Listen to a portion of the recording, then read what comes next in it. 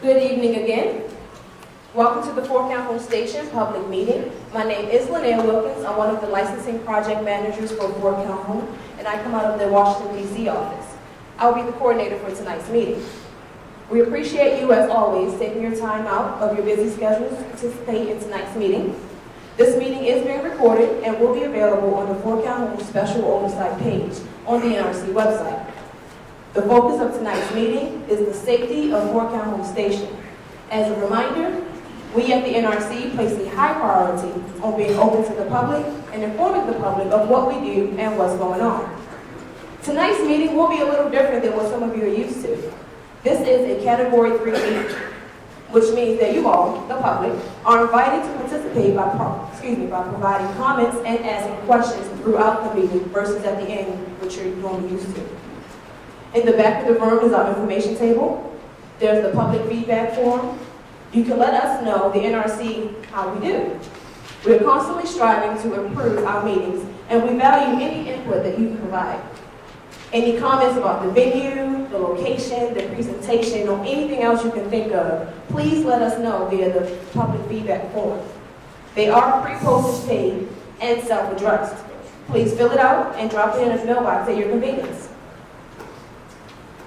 Other information on the table are the recently updated restart checklist and basics document, as well as tonight's meeting slides. These materials will be referred to during the presentation and are available for you to follow along. Previous meetings between the NRC and OPPD have been held here in Omaha, as well as in Blair, and in the headquarters office in Washington, D.C. The meeting summaries and videos are also available on the Fort Calhoun Special Oversight webpage. I'd now like to welcome staffers from your elected officials. We have representatives from Senator Johan's office and a representative from Senator Fisher's office will be here shortly. We appreciate their continued interest in the safe operation of Fort Calhoun. Again, the purpose of tonight's meeting is the safety of Fort Calhoun Station. At this time, I'll let the folks at the tables introduce themselves, starting with George.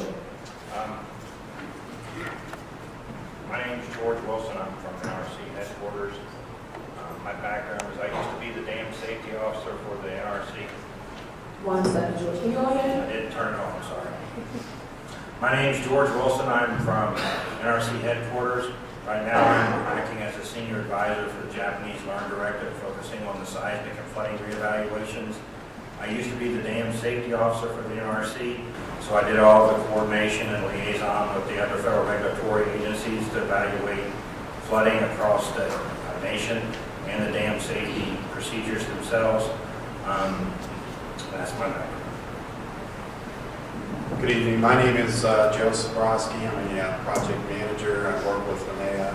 There's two project managers on Fort Calhoun. Linnea's one. I'm the other project manager. I've been a project manager with the NRC for over 20 years, and I was brought on to help with the workload in February of this year on Fort Calhoun. My name is Megan Williams, and I'm from the regional office in Texas, within the Regulatory Commission. I'm a civil engineer by background and was brought into the project to help oversee, inspect, and observe the activities going on with the geotechnical studies at the site after the flood.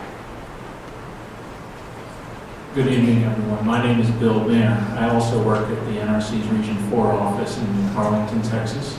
I'm the regional state liaison officer there. I maintain communications with federal and state agencies about the activities of our licensees, such as OPPD, and also what the NRC is doing. And I am the NRC's representative on the Regional Assistance Committee that's convened by the Federal Emergency Management Agency Regional Office in Kansas City. My name is Steve Reynolds. I'm also from Region 4 down in Arlington, Texas.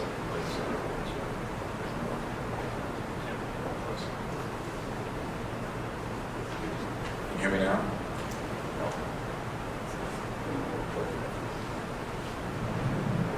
I apologize for that. Again, my name is Steve Reynolds. I'm also from Region 4 down in Arlington, Texas. I'm the Deputy Regional Administrator. As you may or may not know, there are 4 regional offices for the Nuclear Regulatory Commission, and regional administrators in charge of each region. The Arlington office is Region 4. Good evening, my name is Mike A. I'm branch chief in Region 4. My sole job is oversight activities of Fort Calhoun Station. I basically coordinate the majority of the inspection activities at the site. That about sums it up. Thank you. Good evening. My name is Jeff Josie. I'm the Senior Resident Inspector at Cooper Nuclear Station, which is just south of here in Auburn. I've been involved with the restart inspections since we started the manual chapter 0350 inspections in January. I was an area lead for the engineering inspectioning, and I've been the team lead for the most current 0350 inspection, as well as the focus inspections dealing with fire engine line break and tornado missile protection. Good evening, everybody. I'm John Kirkland. I'm the Senior Resident Inspector at Fort Calhoun, along with Jacob Wingbach, who's here in the audience. Jacob and I are responsible for the day-to-day oversight of Fort Calhoun Station.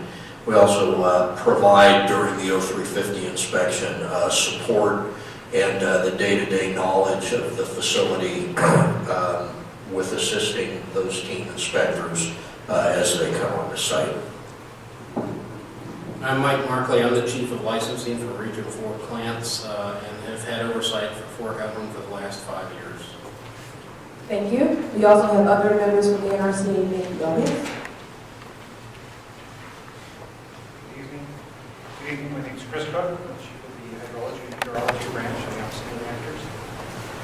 Okay, and I'm Grace Lund, and I'm the Vice Chair of the 0350 panel, and I'm also from headquarters and Deputy Division Director in the Division of Operating Reactor Licensing. I'm Tony Bagel. I'm the Chairman of the 0350 panel for the oversight of Fort Calhoun Station. And I come from down in Texas, it's warmer there than it is here. I think today's meeting is different than we've had other previous meetings, but this is really an opportunity for you all to be able to ask questions of us, the technical panel that we have, the technical experts, the panel here, of any specific questions we have regarding Fort Calhoun and our oversight activities. And also, Steve Brennan, as the Deputy Regional Administrator, he has a responsibility for the oversight of all the nuclear power plants in Region 4, the west of Mississippi. And he's my boss. And again, thank you very much for coming. Thank you. Just to give you a high-level look at tonight's agenda, as you've heard, we have a variety of experts here sitting at the table to discuss activities at Fort Calhoun. This will include actions completed, actions in progress, and remaining actions. The staff will also address your questions, comments, and concerns. Following each segment, we will have a short 10-minute question and answer session for that particular portion. We will also have an additional Q&A session at the end of all presentations. When you are ready to address the NRC, please raise your hand. I'll come over to you with the mic. When I do get to you, please state your name and any affiliation you wish to be associated with. And once again, this meeting is being recorded, and if you are uncomfortable with standing up and talking on the mic, we have note cards like so at the table in the back, and I also have some with me. You can write down your question, I'll get it from you, and then I can ask it on your behalf. Please remember to be respectful. There are a lot of differing opinions here, both for and against nuclear power. Remember, let's keep it civil and respect each other. We would like to give everyone that wants to speak an opportunity to be heard, so please keep your statement brief. If you have prepared a long speech, please keep it down to 2 or 3 minutes so that everyone has an opportunity to speak.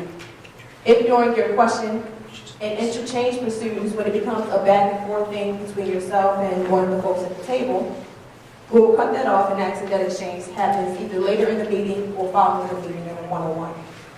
Again, I have no cards, and there are some in the back if you would like to write down your question.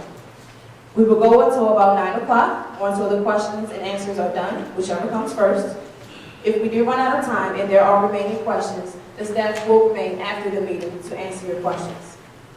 As a reminder, again, the meeting is being recorded and will be available on the Fort Calhoun Special Oversight page. And with that said, I'll now turn it over to you, Steve. All right, thank you. Well, good evening again. I appreciate you all coming out in today's weather. For those of us from Texas, this is a bitter winter storm. I think for those from Nebraska and Iowa, it's probably a nice fall day. But I just maybe step back a little bit.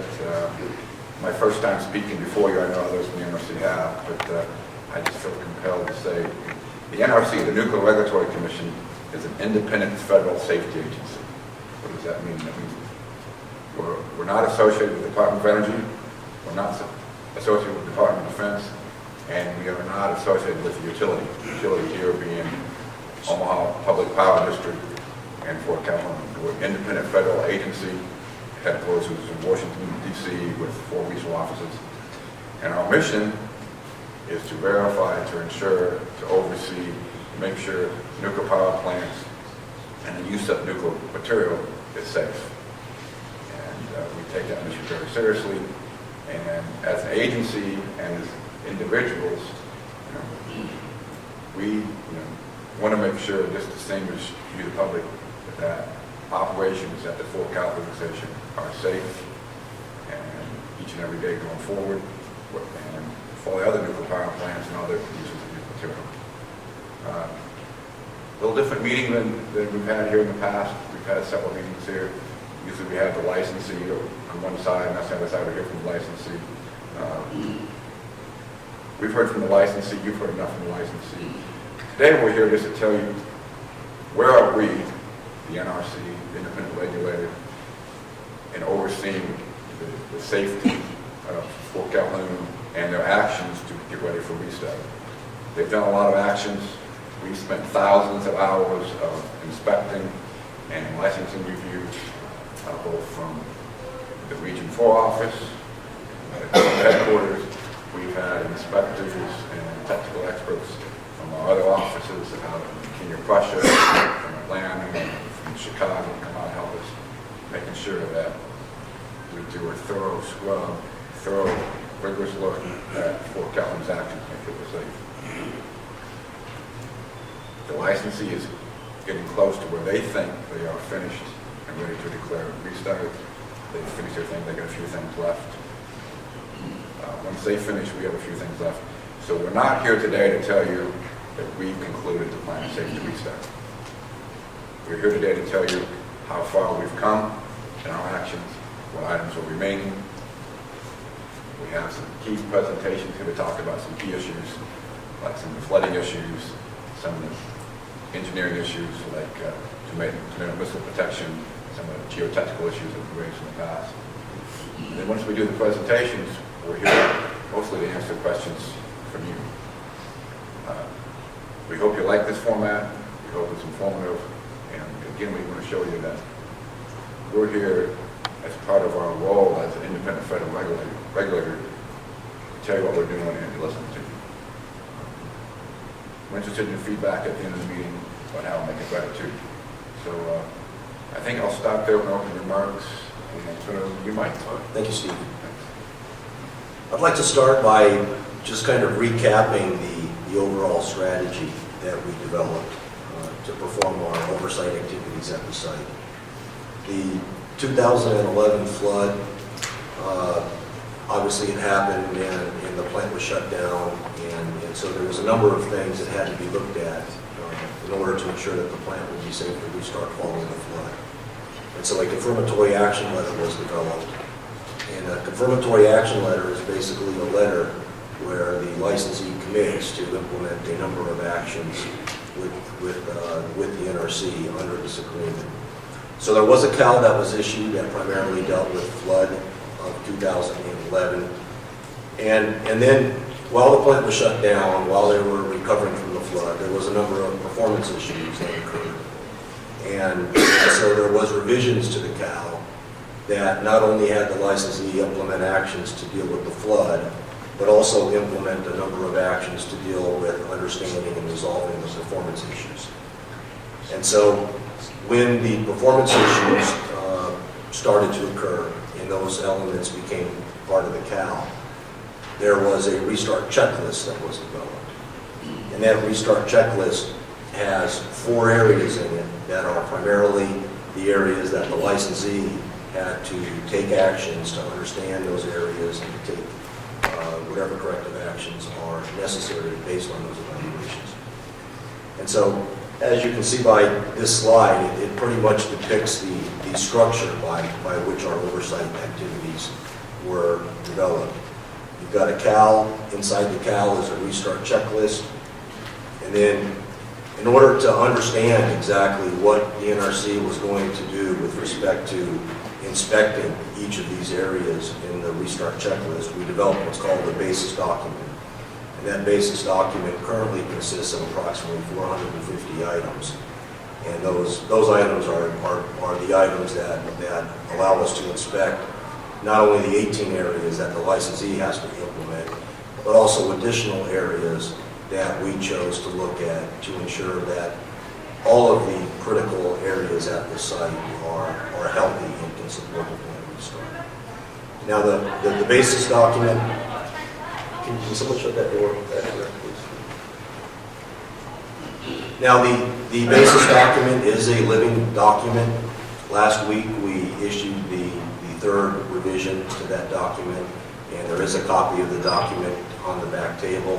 If anyone does not have a copy and would like one, if you raise your hand, I'm sure Linnea would be happy to provide one to you. The document is obviously a publicly available document, and it's on our website. And I noticed most of the faces here from previous meetings, so you've heard me say this before.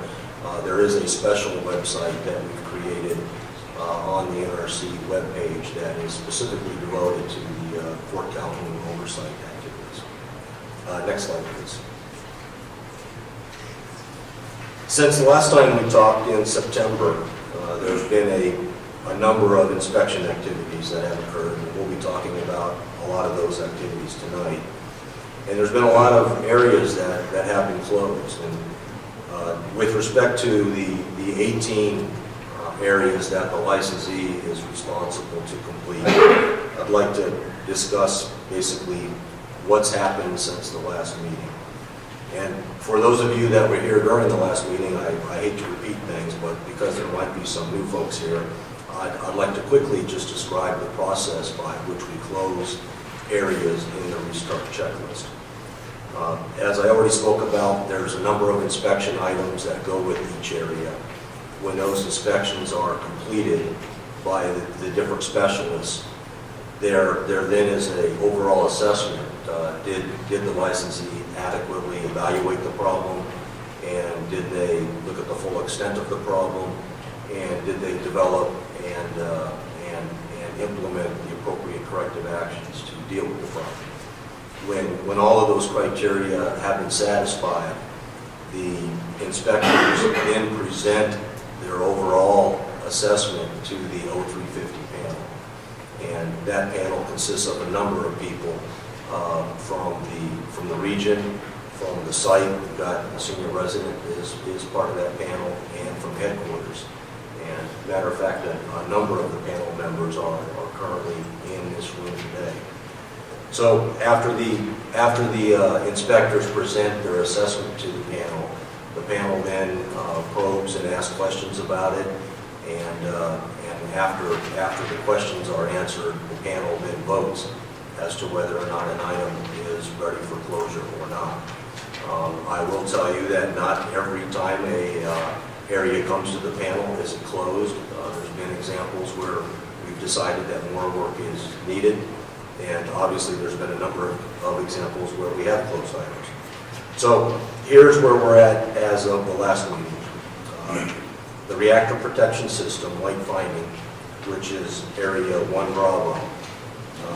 All the inspection activities in that area have been completed, and the panel did conclude that area is adequate for closure. The flood recovery plan actions, area 2 Alpha, that deals with a lot of the specific items that the licensee had to implement to restore the site to be able to safely operate following the 2011 flood. And John will be talking about a lot of those items here tonight. The next area that we've closed is maintenance programs. This area actually consists of two subparts. One of them dealt with the use of vendor manuals and ensuring that the information that vendors provide is reflected in their manuals, so that when they do work in the plant, the work that they do is in accordance with the vendor recommendations. It also involves the area of equipment service life, and this area basically ensures that they maintain the equipment in accordance with the vendor recommendations. The next area that we closed was the containment internal structure. This is area 2 Delta. We've had a number of discussions in previous meetings about this area. Extensive amount of inspection was done to ensure that the containment structure can adequately support the plant restart. I will just make note that, you know, the licensee has fully evaluated this problem. Their conclusion was that there is reasonable assurance that the structure can support its function during all design basis events. The NRC's technical reviewers, after extensive amount of work, have also concluded that there's reasonable assurance that the containment structure is adequate. There is one area, though, that I will be frank with, and it'll be in our reports. There is one area, and it's called the reactor vessel headstand area. And basically during an outage, when they refuel the reactor, they take the head off the reactor and they put it on the stand. That area where the head sits during a refueling activity, that area needs to be addressed before they put the head back on that stand. Right now the head is on the reactor, so it's not an issue. But we are asking the licensee to commit to resolving that problem before they put the head back on that stand.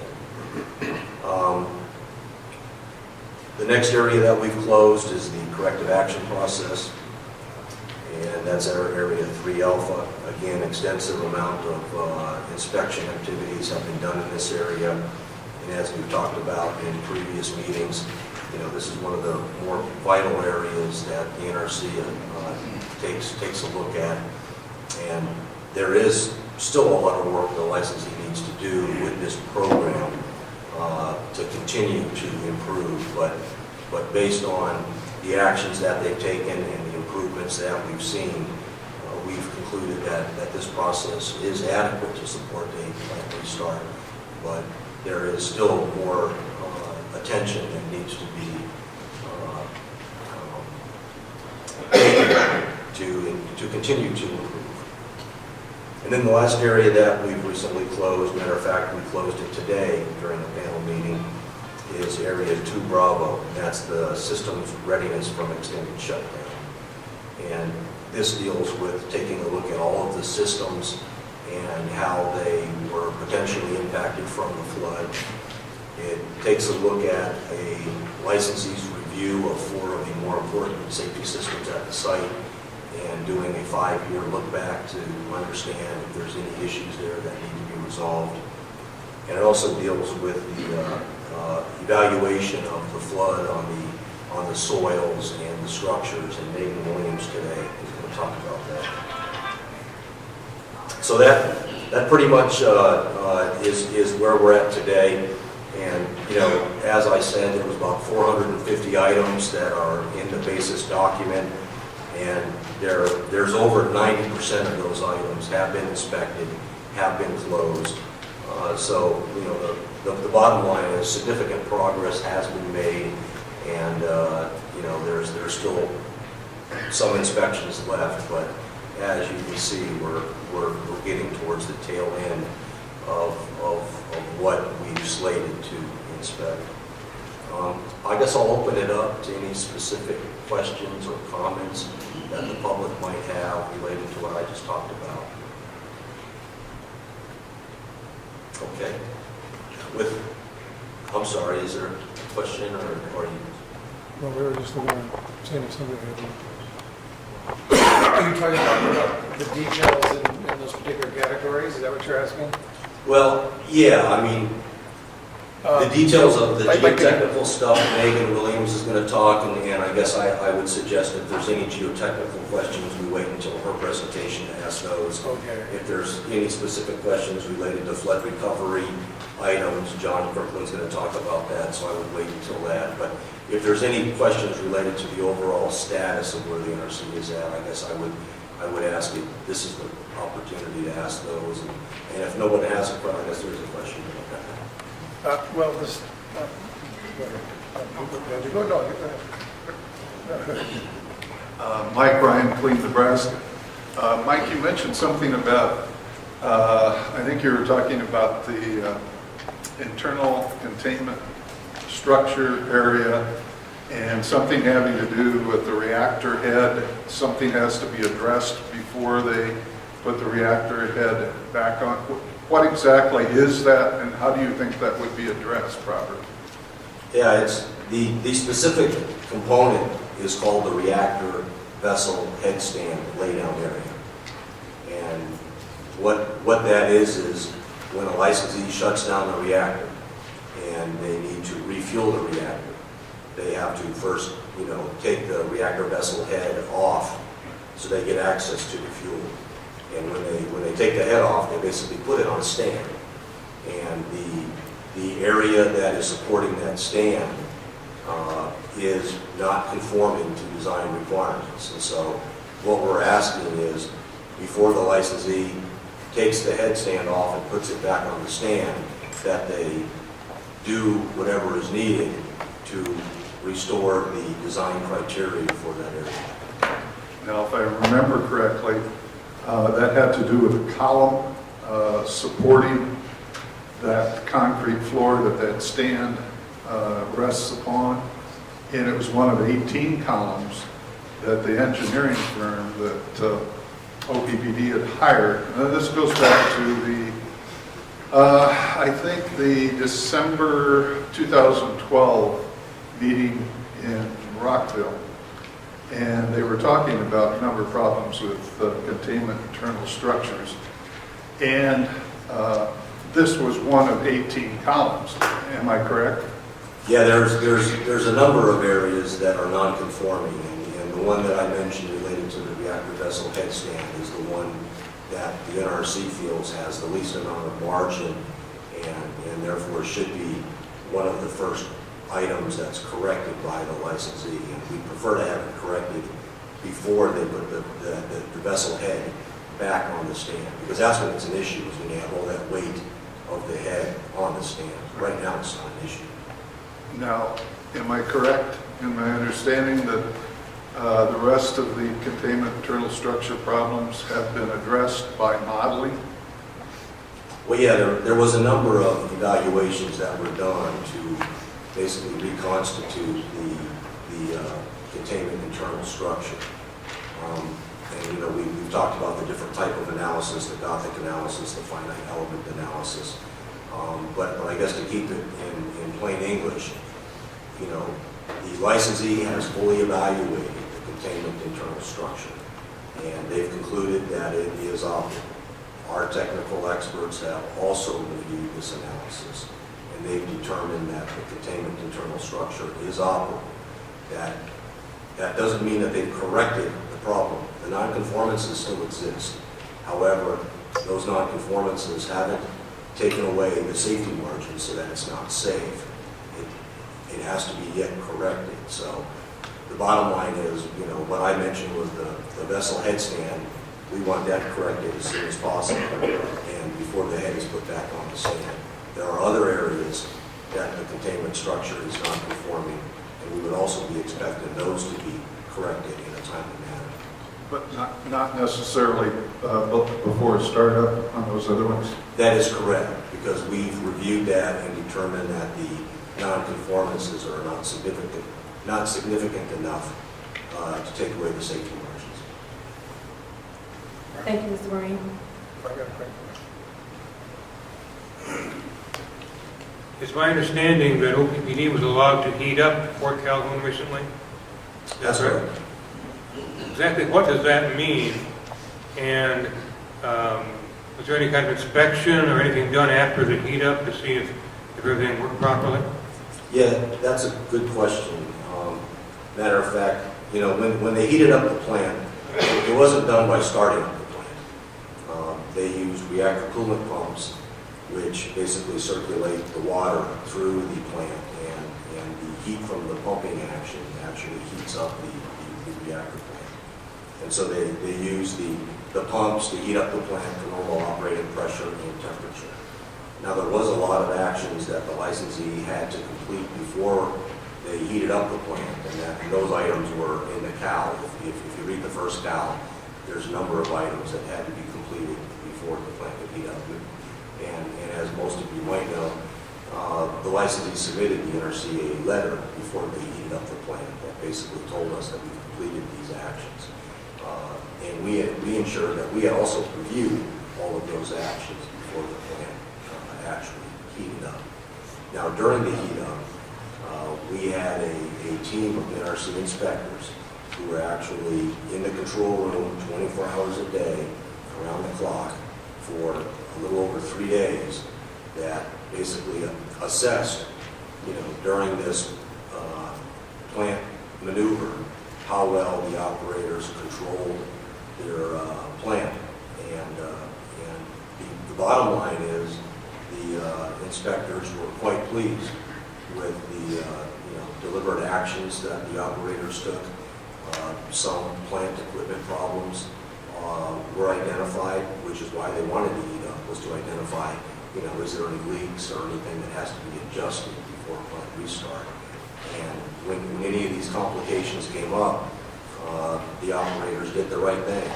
They stopped, they thoroughly evaluated the problem, and you know, before moving forward, they understood the problem and had a clear understanding of what it took to move forward. So from our standpoint, the operators conducted business exactly as they should have.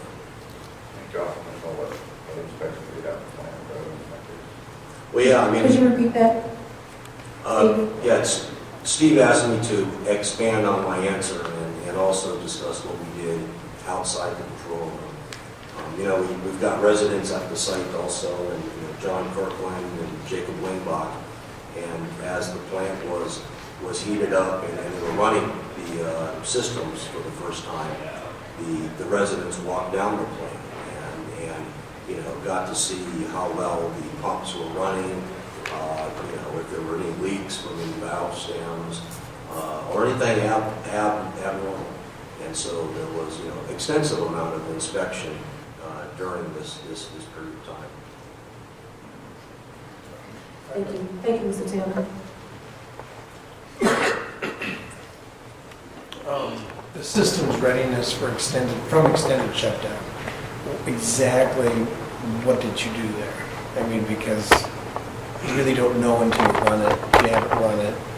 It has been extendedly shut down. But Yeah, I'll let John answer that because he primarily focused in that area. Actually, there's a pretty good detail of what we did, Laverne, in the restart checklist itself. And system readiness from extended shutdown basically involved 3 different activities. One was a detailed review of system health and what that involved. The licensee performed analyses of their systems, their readiness for restart as far as open work orders, open condition reports, known problems, operator workarounds, or things that they have to do a little bit abnormal. So they performed those activities, and then Jacob and I spent a lot of time looking at each individual system, analyzing what the licensee performed to be able to, for confidence on each individual system. That was one part. The second part, which Jeff Josie right next to me was a part of, had to do with a detailed, more design review of 4 specific systems, and how the licensee looked at their design and licensing basis on those, as well as the corrective actions. And then the third part of that section had to do with the impact of the flood, subsurface on soils and structures, what we generally call the geotech area, which in just a few minutes, Megan will go over that. But those were the 3 individual parts that made up that section that was system readiness for extended shutdown. And one more question over here. You said like the condition of the committee. You said any questions of like where you are, which is to your boss.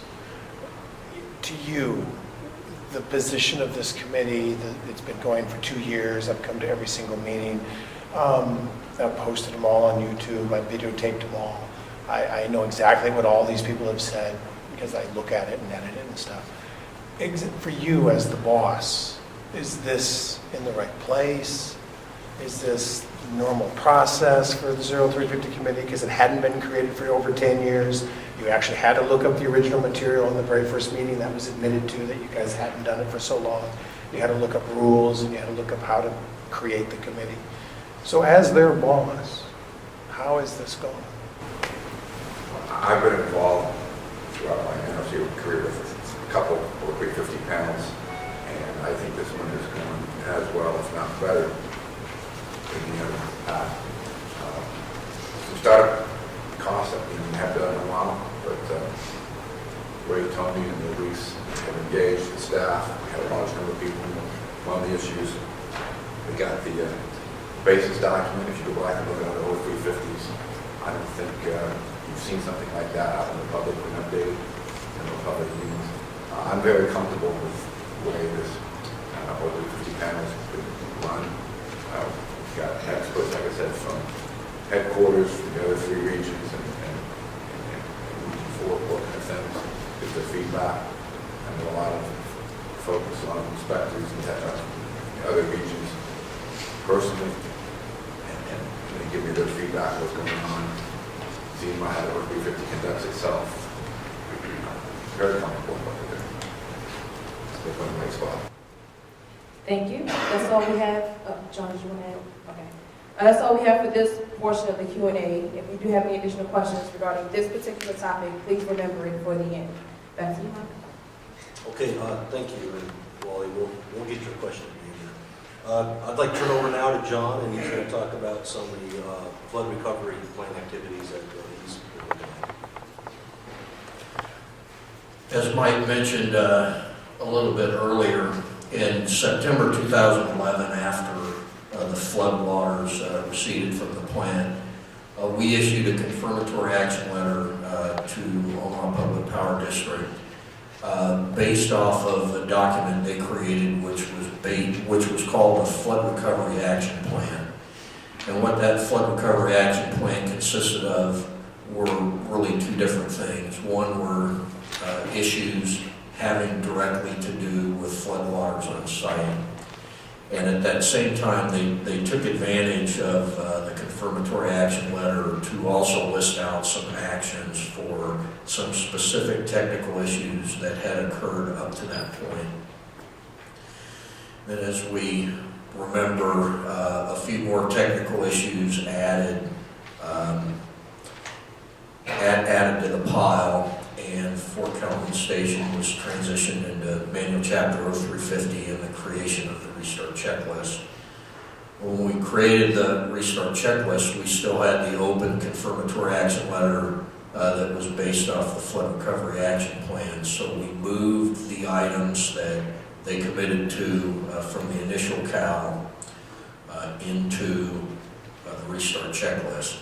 As I said, there were basically 2 areas of that. One had to do with direct problems with the flood. The other had to do with technical issues. Now, some of those technical issues Jeff will talk about today. And of the items that were directly impacted by the flood, that in itself was really kind of broken off into 2 areas. And that was subsurface water on soils and structures, which Megan will talk about in a little bit, and then basically everything else that the licensee looked at for problems due to the flood, and that's a big portion of what Jacob and I took. So when you just look at that particular part of the confirmatory action letter, there were 84 items from the initial confirmatory action letter that fit into that category. And of those 84 items, 71 of them were required to be completed prior to reactor heat up. And I know Wally's question about what constituted heat up, and Mike had mentioned that there were things they had to do. That was among the things that they had to do. There were also 10 items that needed to be completed prior to restart. I know we're not to restart yet, but those items also have been completed. And then there were 3 items in the initial confirmatory action letter that specifically said these items will be completed after the reactor started up. Well, one of those items have already been completed and inspected by us. The other 2 remain open, but those 2 items will be put into another confirmatory action letter that we plan to issue after the plant is started. So when you look at the makeup of all of the items that were involved in this particular part of the confirmatory action letter, a lot of it had to do basically with underground cable, wetted motors, station fire protection damage assessment, and then there were system health assessments that were performed on all of the systems just to see what impact the flood had on individual systems and their components. So when you look at this as a whole and the path that Jacob and I took to inspect these items, we basically, depending on what the item was, we would perform independent walkdowns and independent assessments of any damage or any corrective action that were required. We witnessed testing, witnessed post-maintenance testing, witnessed component replacement and things like that as the licensee performed. We reviewed all the test data that came across. And as the licensee completed all of these individual items, they gave us a closure package, which would include, as I mentioned, the test results, but also photographs, because they had a much better opportunity for certain photographs than we did. So that's how we attacked these items. And to give you an idea of some of the things that we came across, underground cable that ran from the switchyard, which was outside of the water-filled dam during the flood, into the facility became damaged, and after it was done, the licensee replaced that cable, and then the post-maintenance testing. There were some wetted motors, most predominantly with the circulating water pumps. In those instances, 2 of the 3 circulating water pumps had the motors rebuilt. There was also, I know we've talked about this in the past, particular manholes, manhole 5 and manhole 31, which carry the safety-related cables from the auxiliary building to the intake structure. Now the cables themselves that were in those manholes were rated for submergence. During the flood, the licensee did a fairly adequate job of being able to keep those manholes dry with portable pumps, but after the flood we did realize that the structural integrity of those 2 manholes needed quite a bit of work, so we were involved quite a bit in the inspection and the rebuild of those manholes. And for those of you on the inspection reports that we publish about every 6 weeks, you've seen individual items in this particular category that have been closed over the past really year and a half since we started to really tackle the flood recovery action plan items. We can say now that of the 84, 82 have been closed, with the only 2 open, which are long-term action items that will be part of a post-restart confirmatory action letter. So with that, then the next part of what was flood damage assessment fell over to the geotechnical area, which we'll let Megan talk about in a minute.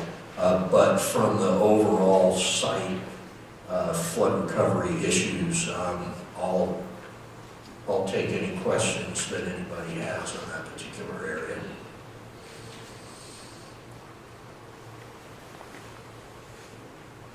I'll talk about Right behind you, Mr. Taylor. Thank you.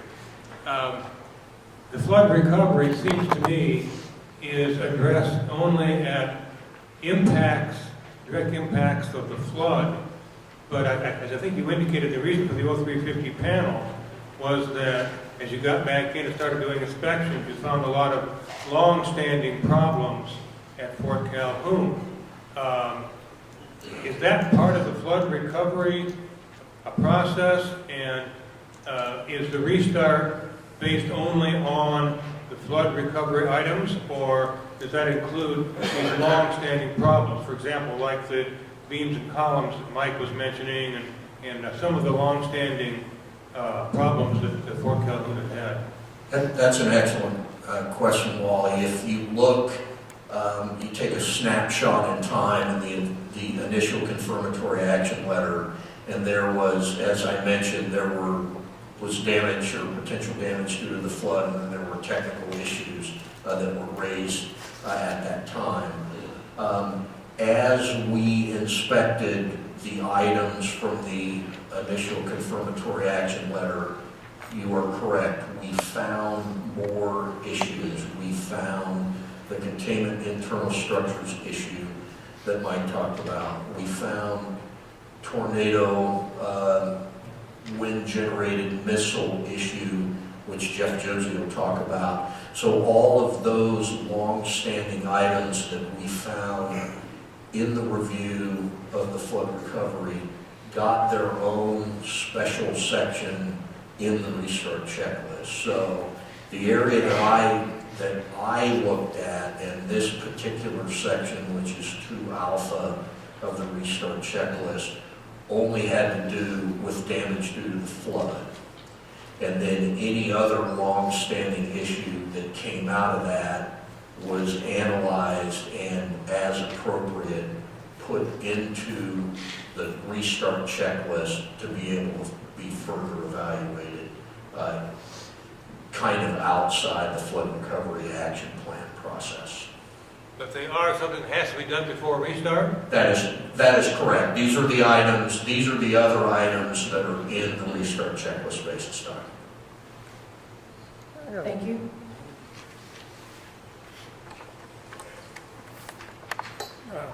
Kind of a weird question. The efficiency of the nuclear power plant, like, I mean, for how much you put into it, on an average of all the nuclear power plants around, what is their efficiency?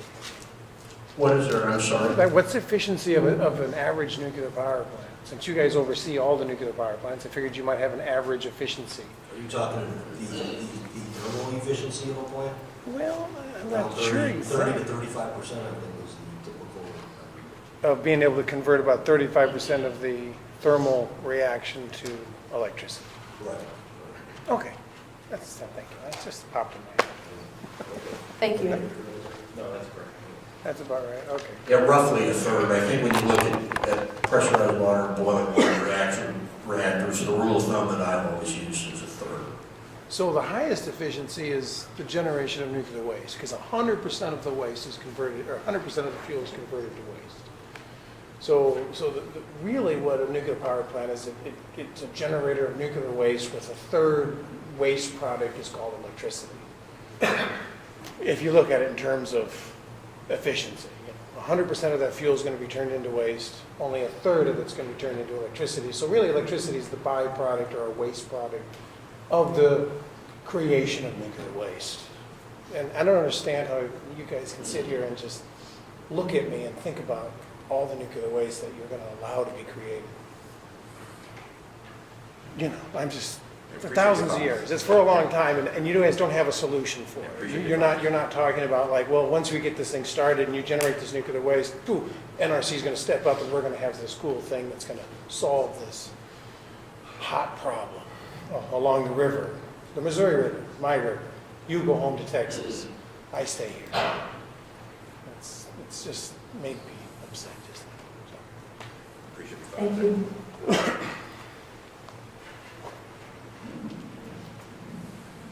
John, you talked a little bit about one of the things that was identified as a problem in that process you were just outlining were the Teflon seals, and supposedly that problem's been remedied.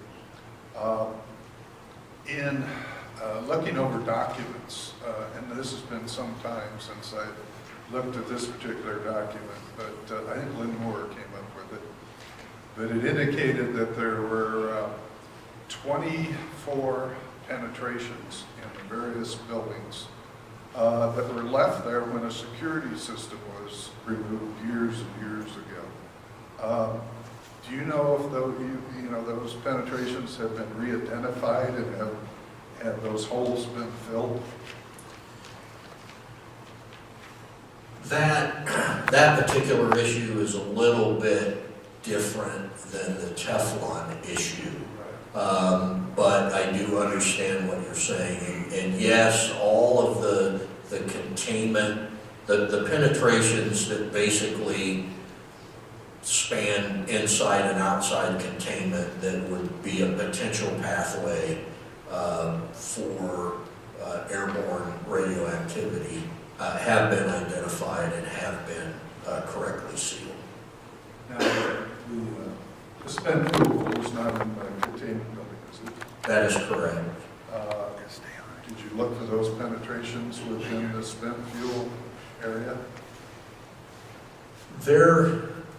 The only penetrations in the spent fuel area is the canal that transfers the spent fuel from inside the reactor to the spent fuel pool. So those are the normal, that's the normal pathway for fuel to go. So there's no other penetrations that would go between containment and the fuel building. I'm talking about the fuel building and outside, be it underground or above ground.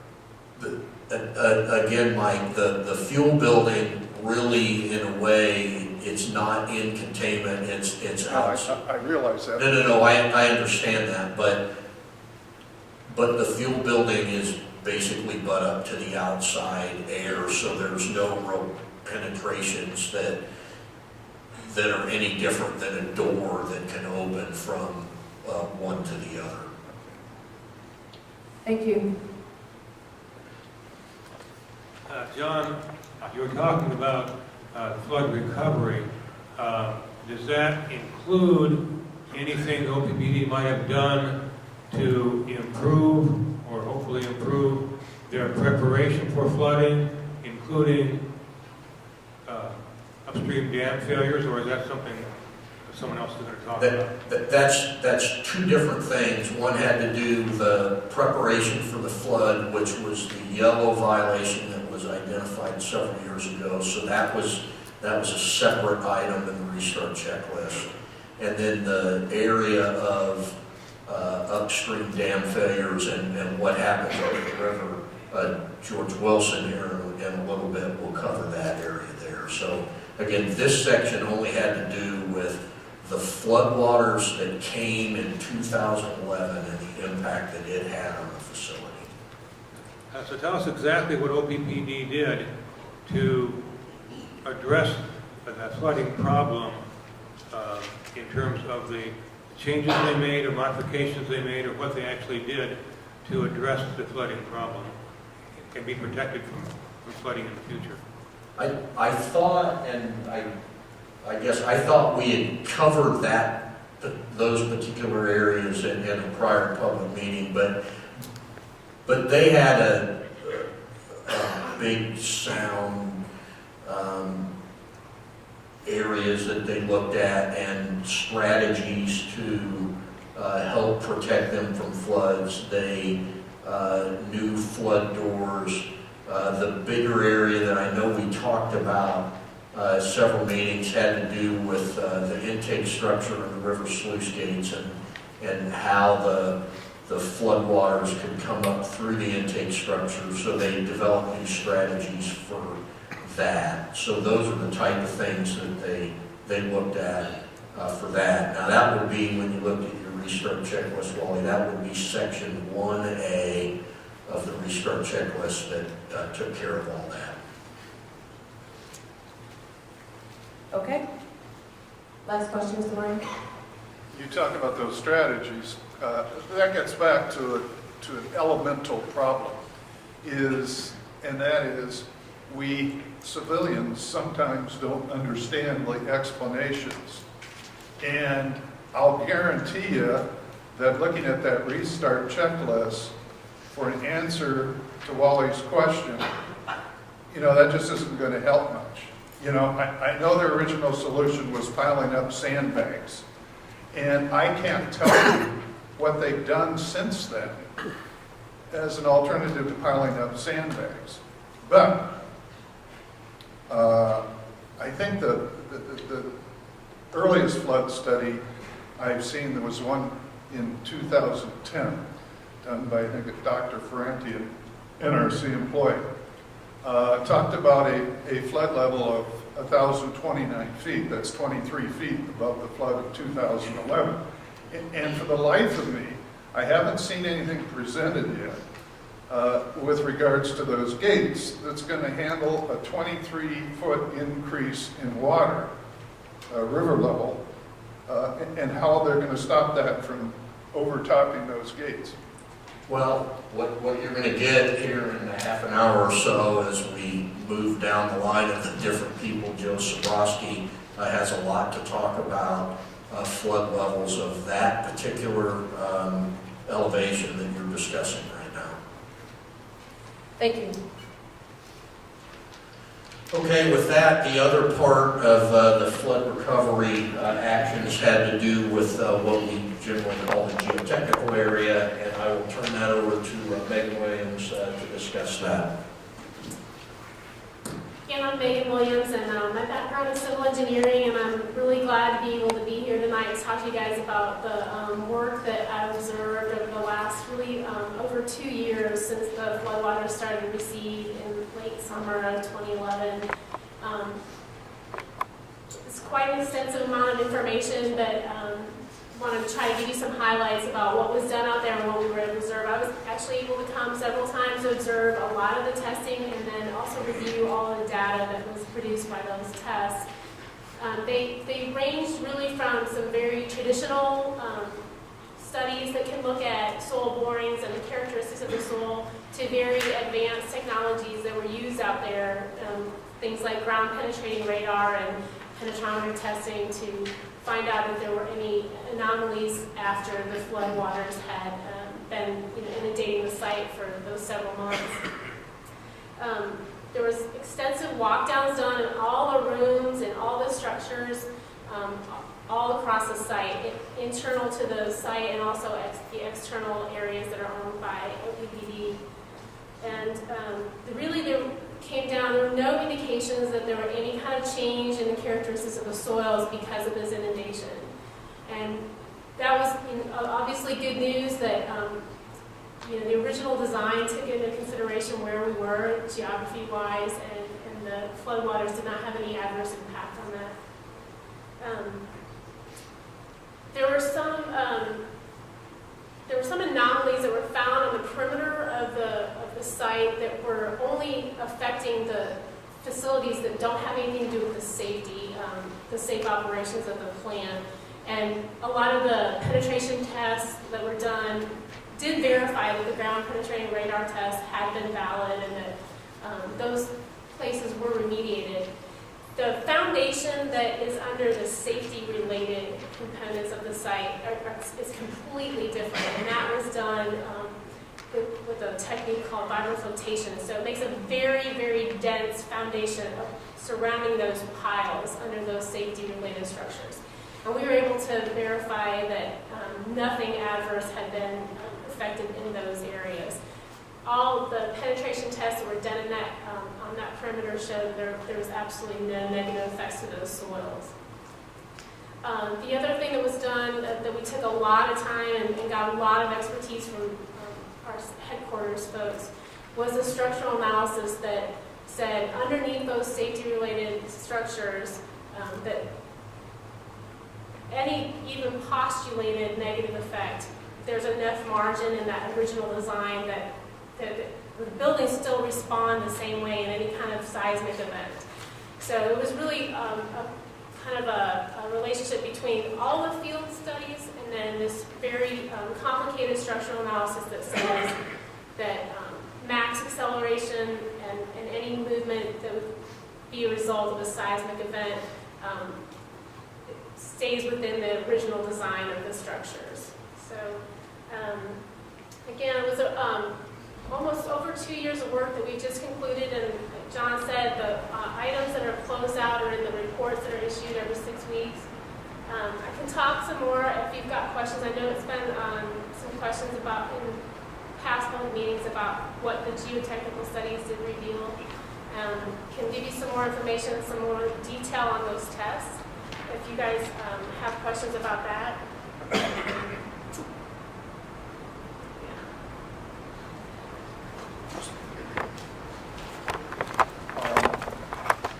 A couple of years ago, at an NRC meeting, this was after the flood. I'm thinking it was probably late 2011. At one of the meetings was a guy that was a former employee of OPPD, and he worked at one of their buildings over on Leavenworth Street. That doesn't mean much to you guys probably, but that's where they had a lot of their, OPPD had a lot of their engineers at the time. And he said there was much discontent over there amongst the engineers, and there was a gnashing of teeth, as they argued. And basically, they didn't think that that was a very good place to put a nuclear power plant where Fort Calhoun sits. In fact, it was so bad, the head of OPPD had to come down and tell them to quit arguing and shut up. As part of our documentation review, we went to OPPD, and one of the things that we looked at was a Dames and Moore report that was done in about 1968, previous to the construction of the plant. And they did a rather, it appears, extensive analysis of what was underneath it. Have you seen that, the Dames and Moore? Yes, sir. Okay. And then, as you know, it shows karsts about 55 feet down. And for those folks here that don't know what karsts are, they're precursors to sinkholes. First you have a karst, like down in Florida, there's a couple people that lost their homes in a big hole just recently. And what you have are these limestone formations with voids, and the water keeps eating away at that limestone until that karst gets big enough, and the soil above it drops. What do you think about those karsts and the fact that they're located directly under the containment structure? Were you able, I don't know how you'd look at them that deep unless you did borings. Right, so during the original construction, they do that, and there was a massive area that was explored for the siting of this nuclear plant. And it's not unusual at all in this area or other areas to find pockets of that. The foundation system, especially under the Class 1 structures, the safety-related structures, go from, like you said, about 1,000 floor site elevation, almost 100 feet into bedrock. And so you pass actually through that karst zone and into the bedrock. I think it was somewhere around 55 feet that they encountered that. So the stability of the pile relies on the entire length of it, and there's hundreds of these piles under the Class 1 structures and all structures under the site. Karst formation, you're correct, is some limestone, and it takes 10 tens of thousands of years for water to be passing through that to have degradation of that. So it was re-looked at during these last 2 years. They did say, looking back, they reviewed all this data in your report to establish a baseline of how the site was originally designed. And then they compared everything that they did in the last 2 years to say, has anything changed adversely? And so when the karst was looked at, Chris is actually, he's the hydrological skills expert here, and he can maybe explain a little bit more about karst. And we did take that question to him and say, did we look at this enough post-flood? And he, again, assures with his expertise and his staff that it would take that tens of thousands of years of this kind of water movement to have any negative effect to this particular formation. And again, the pile structure goes through it, and it's pinned in the bedrock. So you have hundreds of feet of densely compacted soils that support those piles, those hundreds of piles. Could I ask you, how do you look at a karst that's underneath the containment building? I mean, how do you check that without So boring? during original construction, they send borings down to look at the whole profile of soil to find out how to design these piles best so that you do have enough lateral stability. Right, yeah, I understand that, but now, you said you took a second look at it. How were you able to look at them recently? They did more borings, and so they did the same thing now. They drove these borings down and looked at the profile of soil and assessed, is the stiffness the same, is the cohesiveness the same? Have these soils, have the characteristics changed because of being inundated by the flood? And there really was no change. They do data scattering, and we have our experts look at that as well, and it just validates that the soils haven't changed. So since these are right underneath the containment structure, did they drill down through the floor? No, so we did not drill under the containment. We took, I think, probably 50, 60 borings around the perimeter of the site and validated those with the ones that were done in those same locations 40, 50, 60 years ago. Thank you.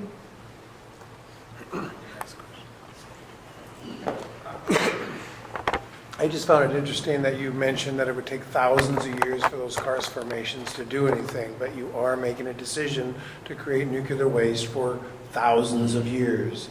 So you really do need to consider this kind of thing for thousands of years and not slough it off and say, well, it'll be thousands of years before that's a problem.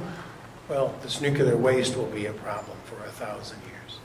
Just want to say that. Thank you. You and I had a conversation a while back. I appreciate that. And you told me the same thing you told Mr. Mike here a little bit ago, that you didn't, well, first of all, did the NRC do any new testing, or was that done by a private contractor?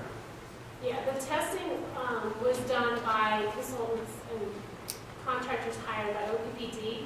We were able to come on site and observe a lot of that testing and then also review the test data that came from it. And is that the Stevenson and Associates report you were telling me about?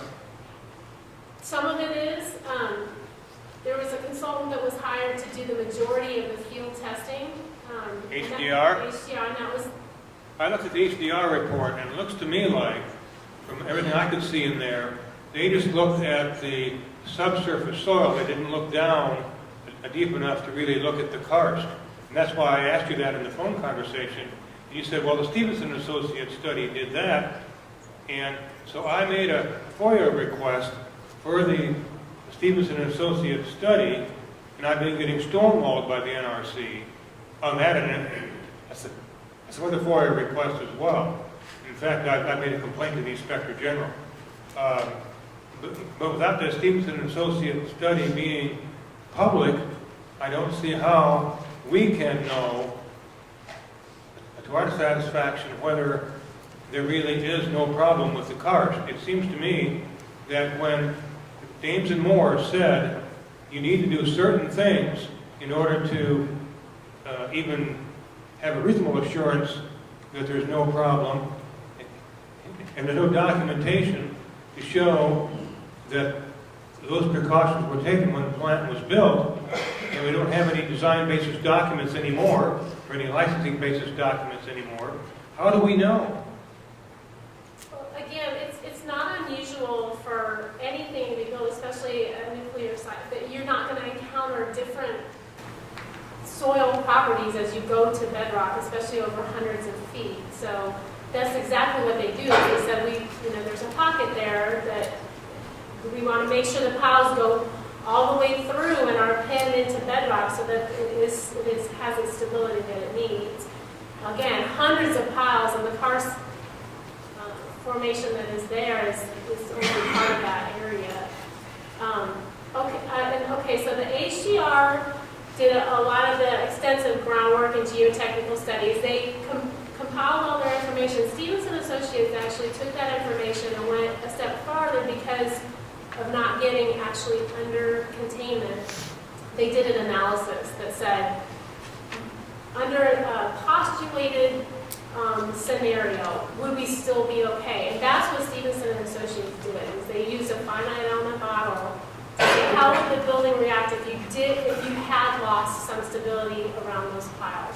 And they were able to show that basically the response of the building would still stay within what was originally designed for it to be able to stand.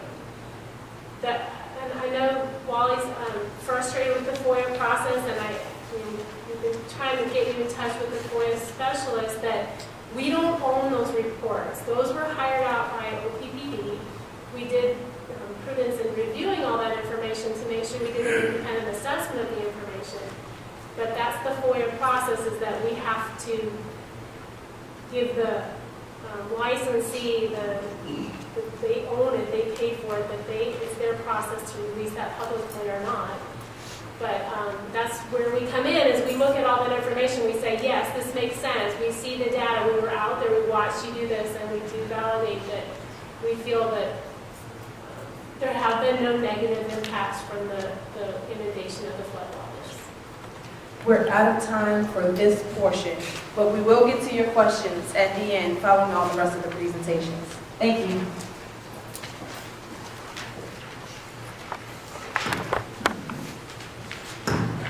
Oh, sorry, and so George is next. I'm supposed to turn it over to George, our dam expert. George Wilson. The first thing we're going to talk about the Japanese learn status. There were 2 orders issued that affected Fort Calhoun. The first order was for mitigating strategies, and it made the licensees provide strategies or guidance for beyond design basis external events. This was done in a 3-phased approach. It ensures that licensees can maintain and restore core cooling and spent fuel pool cooling. The first phase, the licensees will use installed equipment at the plant. The second phase, the licensee would use portable equipment that they have at the plant. And in the third phase, the licensees would get equipment that would be transported from a central location across the United States to the plant to provide additional equipment if necessary. The industry is calling this development, this mitigating strategies, they use the term flex. That's what they're calling their approach for mitigating strategies. The second order was for spent fuel pool instrumentation. This will cause the licensees to install a reliable spent fuel pool instrument to ensure that once the spent fuel pool level, if it gets to a critical area, actions is taken, or to make sure that you don't put attention to the spent fuel pool if it's not necessary. That's also a key. That was one of the lessons learned from Japan. The next were requests for information. For requests for information, one of the first thing we have licensees do is walk down their plants with seismic and flooding to the current licensing basis. Then the NRC is currently reviewing those reports, and they will issue their own staff assessment on those reports later on this year, beginning of next year.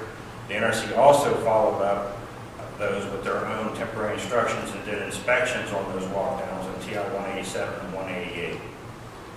Then after that, the second part will be that we call 2-1.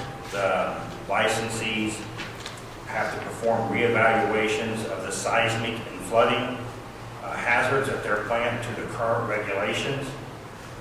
We will then take the results that we get from their rehazard evaluations and decide if further regulatory actions will be necessary.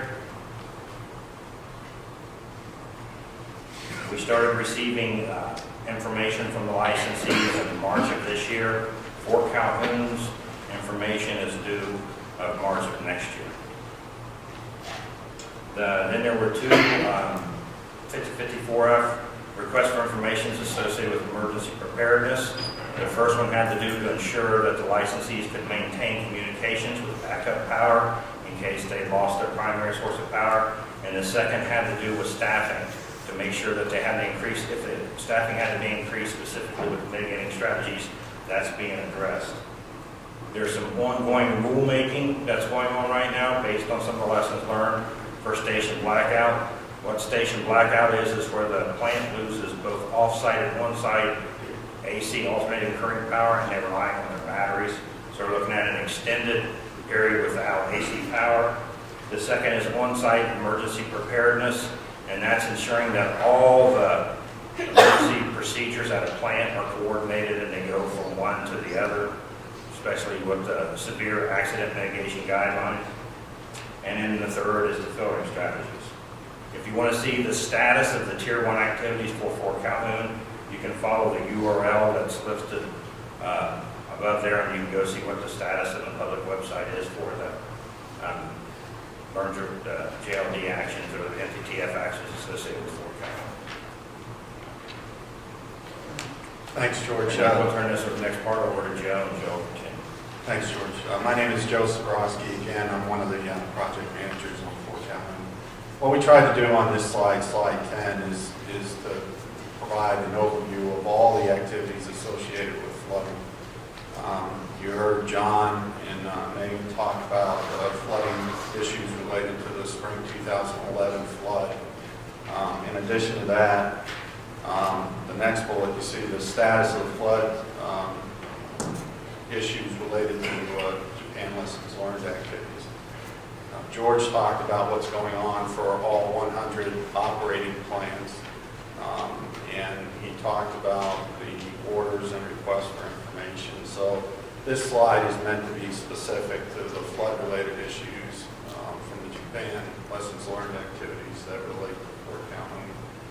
George talked about the mitigating strategies. If you go to the URL website that's on the previous slide, you'll see that the licensee provided, and there's a link to it, a February 20, 2013 letter that gave their assessment for the mitigating strategies.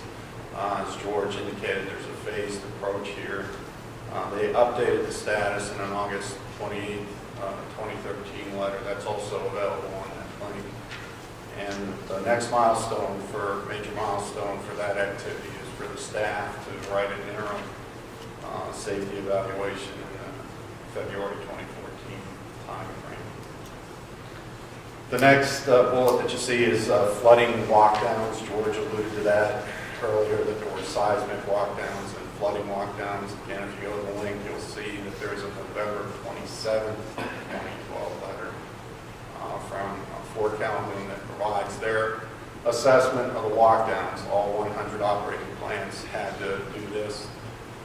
If you look at that report, you would see that there were some issues that the licensee identified that they put in their corrective action program, that those were inspected as part of the flooding inspections that John Kirkland talked about earlier in his presentation. George also mentioned, if you look at the flooding reevaluation, that that's due in March of 2014. So those are the activities that George talked about from Japan lessons learned that are associated with flooding and the status of those going forward. If you look at the next bullet, it talks about the interim compensatory measures. Mr. Ryan alluded to some flooding information. And what the licensee did is they voluntarily implemented compensatory measures. These are discussed, or were discussed, in an April 22nd non-public meeting that we had. We subsequently wrote a public meeting summary and made a portion of the slides that were presented at that meeting publicly available to give the public an idea of what the licensee was proposing. Because it has to do with floods, there is sensitive information, so we try to have a balanced approach, make as much information available to the public as we can. And those interim compensatory measures, they're discussed in the April 22nd meeting summary. They were committed to under oath in an October 26, 2013 letter. And those actions were inspected by the NRC. We'll talk about that on the next slide. If you go to the next slide, this is the strategy that's discussed.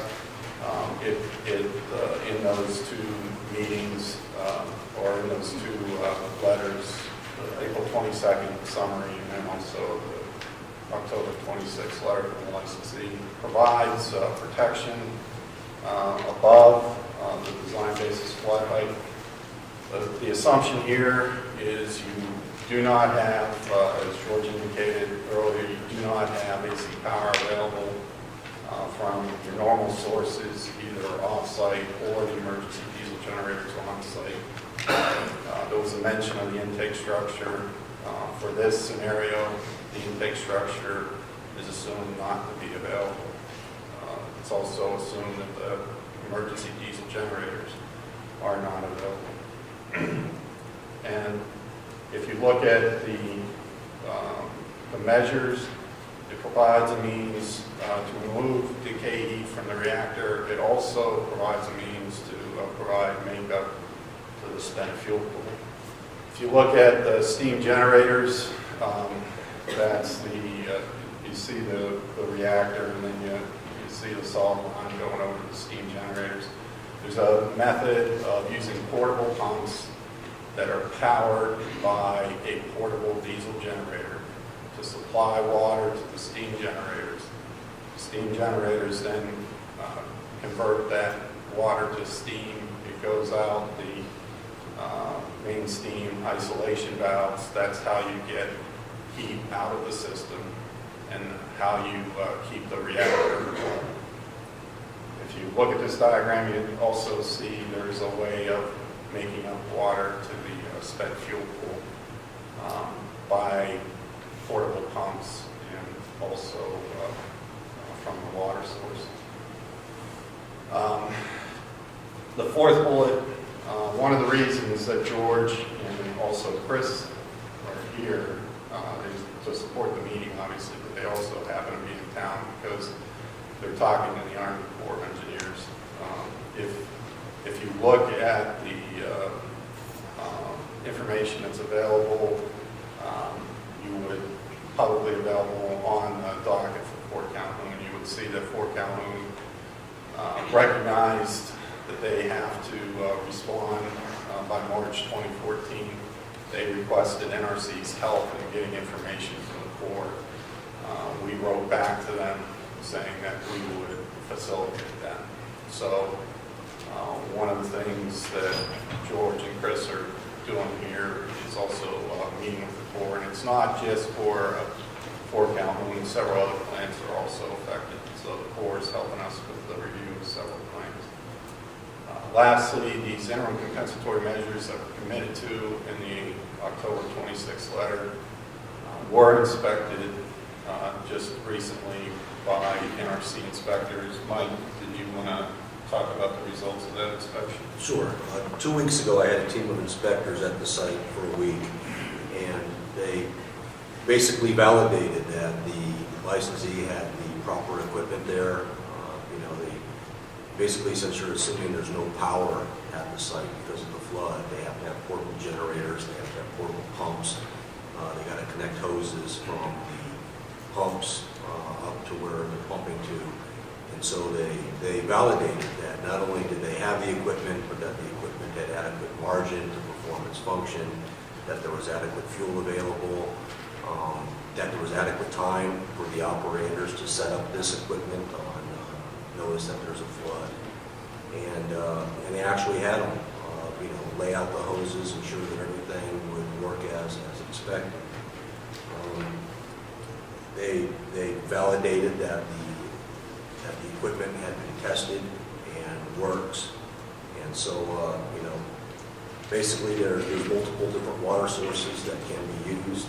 And obviously we validated that those water sources could supply water from where they're at to where they're needing to go to the steam generators. And the bottom line is that the strategy, clearly looked feasible, and all the equipment had adequate margin to perform their function. That ends this portion of the presentation on the flag. Anytime next. Ryan, I'm from Omaha. At the last public meeting, the NRC held here in Omaha, and during the intermission, before the public could ask questions, a TV news reporter from WOWT asked my husband if he would state his views and concerns regarding the Fort Calhoun plant. He spoke with her out in the hallway and then came back into the meeting room. We learned later, after the meeting, from a friend who had attended and was nearby in the hallway during the interview, about a conversation that followed between the TV reporter and one of the OPPD's PR people. The reporter told the PR woman that Mike had mentioned a big concern he had was flooding in the event of an upstream dam failure. But the reporter assured the OPPD rep that the TV station would not be reporting that on the air. Now, this incident is very telling. First of all, and I want everybody in here to listen about this. It's an example of the poor job our local media is doing in getting out the facts to the public about the serious safety issues that plague the Fort Calhoun plant, such as the risk of catastrophic flooding my husband tried to explain to the reporter.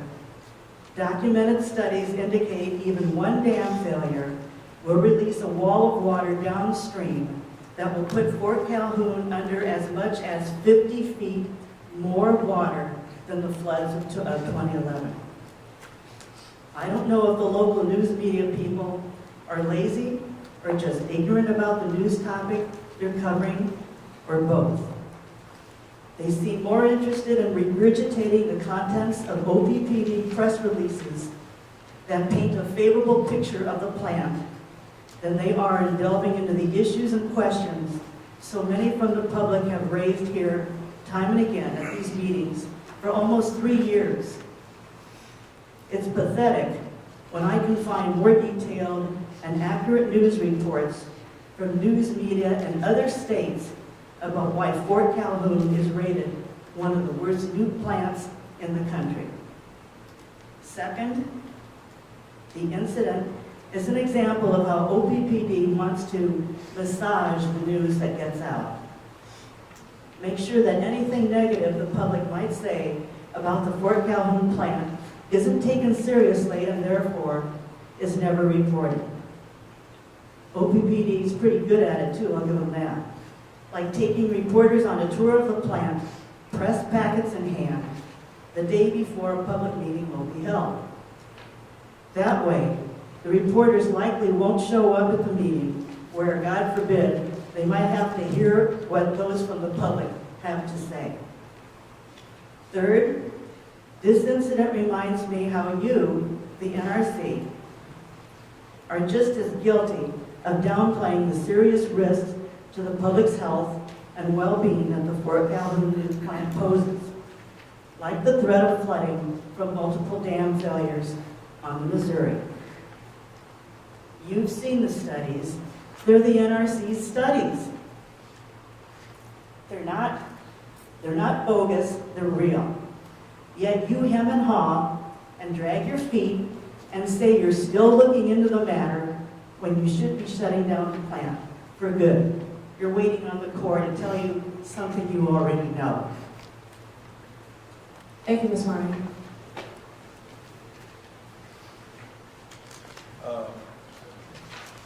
I'd like to mention a couple of places. We don't get much information about what's happening at Fukushima anymore. If you've got a computer, a couple of places you can look for that information. Just Google simply info. It's simply info.org, but I think simply info, all one word, will take you to their website. Another one is run by the state of Nevada, and it's called What's News, and they have a compilation of news stories from all over the world, including the United States, but a lot of stuff from Japan. Now, getting back to Fukushima, we know that what happened to Fukushima was when this wall of water hit the facility there at Fukushima Daiichi, all the on-site and off-site power was knocked out. There was no cooling available. And what I guess we first saw, and the thing that raised most people's eyebrows, was the spent fuel blowing up. When spent fuel, of course, isn't cooled for a period of time, it gets hot, and it releases hydrogen gas. And anything can set that hydrogen gas off. It's static electricity. You know, I don't think they're sure yet exactly what set it off, but it blew up. And I think everybody's seen the video from that. And the second thing that's happened isn't quite so noticeable, but there's been a complete meltdown of, I think, at least 3 of the reactors. And they melted down, and they are releasing radioactivity now into the groundwater. What they're doing over there is pumping that groundwater out there and building these steel tanks as fast as they possibly can to put this immense amount of groundwater in. So far, their assembly line for steel tanks has been pretty good, but now the steel tanks are leaking. They're making them in sections, and they're not putting gaskets in between the sections, so they're leaking. So the thing to remember is about Fukushima was that tidal wave knocked out their ability to keep things cool. And that's when a nuclear plant gets into trouble. I remember during the flood and after that, OPPD and others, I think even the NRC, assuring the public that the plant was completely safe because the reactor shut down. Well, the spent fuel pool is still there. I read something the other day that those spent fuel pools at Fukushima contain 14,000 times the radioactivity of the Hiroshima bomb. It's a lot of radioactivity. Cancer is beginning to show up in children over there. Thyroid cancer in children 18 and under. The normal cancer rate in the area there is about 1.7 within that age group per 1,000. They're finding 18 and above per 1,000, more than a 10-fold increase. I haven't read the data about the west coast of the United States, but they're seeing an increase in children who were born right after Fukushima in California and were in the womb right after Fukushima when the radioactivity reached here. So you talk about the strategies that you have to keep things cool here. You've got emergency diesel generators and emergency pumps. I remember seeing the photos of the 2011 flood of the emergency diesel generators, and at 1,007 feet, the water was about 3 feet from going into those semi-trucks sitting outside with the emergency diesel generators. The lowest estimate I've seen from the NRC for a situation that's caused by a dam failure up in South Dakota is 1,029 feet. Have you got a plan to handle that? Are you going to be able to keep the spent fuel pool cool with the river level at 1,029 feet? How about 1,063 feet, which is the latest NRC study? This just isn't making sense to me. and you're going to rely on the Corps of Engineers for their information. You think they're going to admit how weak Fort Peck Dam is? Like I've said before, right after they built it in 1938, it failed because of a high wind event. It pushed the waves over the top of the dam and it failed. Well, you didn't have any dams below it back then, so you didn't have a cascading dam failure. And the waves probably stopped when the wind went down. Now you have another flood as big or bigger. We've got climate change happening now. This could very well happen in the future, and you have a failure of Fort Peck Dam, you're going to have probably a cascading dam failure. The 5 dams below are likely to fail. And this isn't going to go away, this overtopping of the dam, when the wind goes down. As we saw in 2011, it was a long event.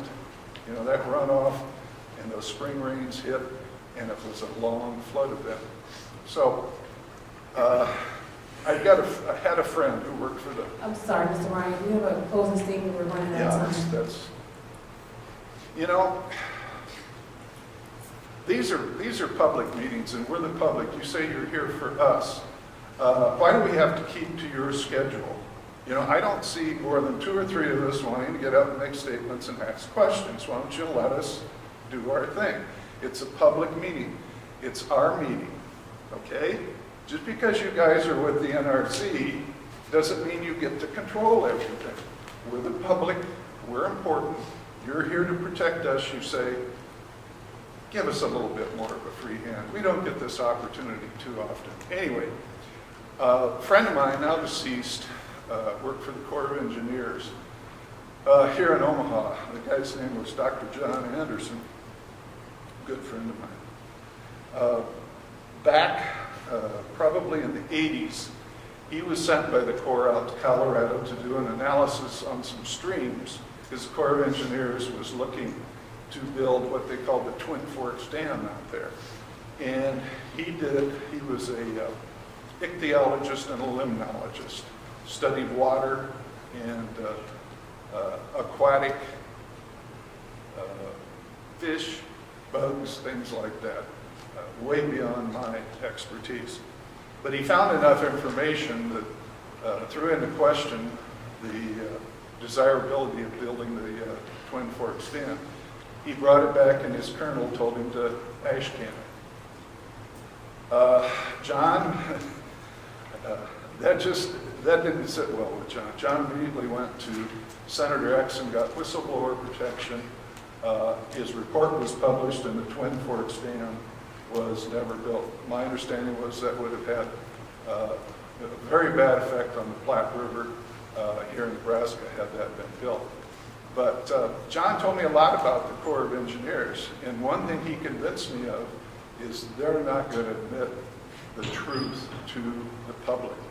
If there's something wrong, you're not going to find out about it from the Corps of Engineers. My understanding was in 2011 they were bringing dirt, dump trucks full of dirt, and spreading it out on the top of Fort Peck Dam.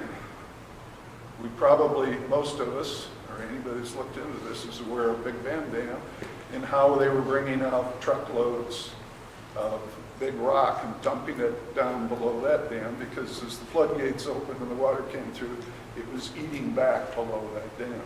So I think there's a real danger here. In fact, I think this is the prime danger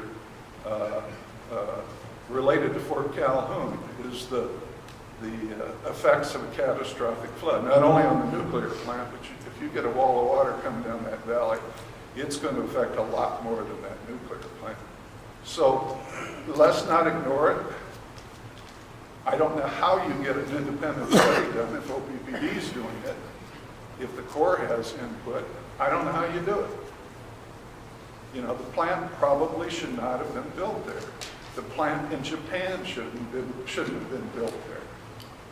The Prime Minister of Japan at the time now says that all the plants in Japan ought to remain closed.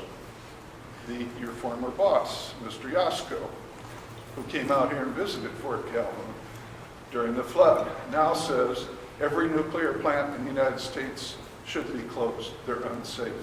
Thank you. Thank you. We're out of time for this portion. Anyone from the NRC want to address any of these comments? I would like to address how we're doing the flooding assessment, because I want to clear some things up.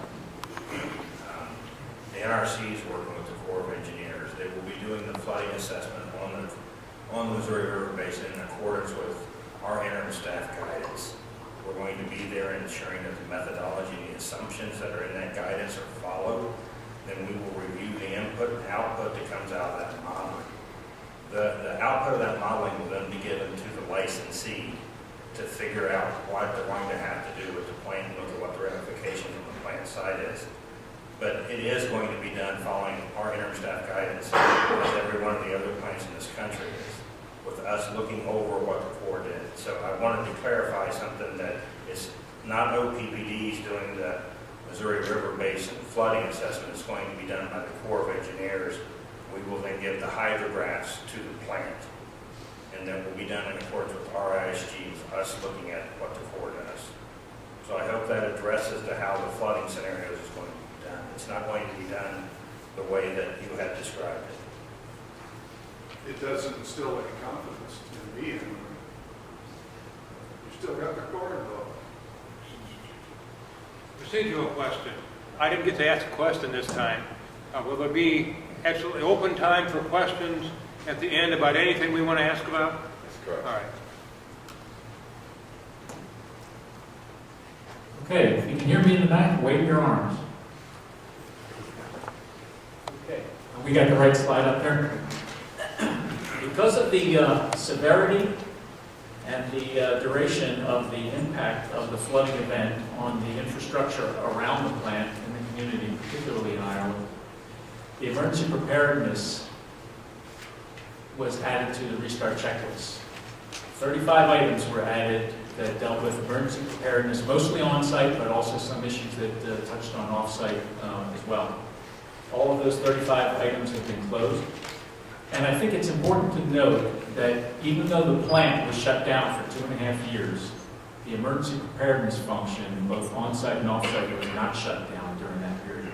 The expectations were from the NRC that OPPD maintained a full capability of responding to emergencies on-site, and the expectations of the Federal Emergency Management Agency, or FEMA, were that the off-site response agencies would also maintain their readiness to respond to any emergencies of the plant off-site. There was impact to off-site infrastructure elements as a result of the flood, sirens and evacuation routes, but the expectation was, and that expectation was met, that compensatory measures would be put into place that would be able to maintain a reasonable assurance of the protection of the public. During the period of the shutdown, NRC inspectors performed their activities looking at emergency preparedness. They inspected 6 areas in our inspection manual in the course of 2 inspections. These inspectors also looked over a large number of items that were added to the restart checklist, the 35 items. They independently looked at those. They looked at the readiness of the emergency response facilities on site. They looked at the drill and exercise performance. Drills and exercises were still being conducted during the period of the shutdown. They looked at the ability of the site to maintain and to activate the emergency response organization on site and to maintain staffing of that emergency response organization. And they also, because OPPD maintains the sirens off-site and also tests the sirens off-site, they touched on the off-site siren operability and improvements to those sirens. Those improvements were also part of the restart checklist items. One of the other areas that the inspectors looked at was the correction of previously identified deficiencies. When I say deficiencies, I should say previously identified problems, both those that were discovered by OPPD themselves and also ones that were inspection findings by the NRC inspectors, and the corrective actions to properly identify what the cause of those problems were and to evaluate what was the extent of the problem with other areas of the plant, and also to evaluate what the corrective actions would be to prevent those problems from happening again. And those items were closed out as well. The inspectors did their inspections independently. They looked, we had an inspector that actually went outside and toured outside the plant and looked at various sirens at the locations to make sure that they were installed properly and operating properly. One of the interesting things about the oversight of emergency preparedness at nuclear power plants is that it is jointly overseen by both the Nuclear Regulatory Commission and the Federal Emergency Management Agency. The FEMA folks in the regional office in Kansas City were also performing their oversight duties during the period of the shutdown. They were interfacing with the state and the local emergency response organizations by conducting site assistance visits, certifying annual certification letters, and annual certification letters are letters that the states have to submit to the FEMA organization that say that their plans and the implementation of their plans and their procedures all conform with what the regulatory requirements are. So it's a self-audit by the state, certified to FEMA. FEMA reviews and approves those annual letters of certification.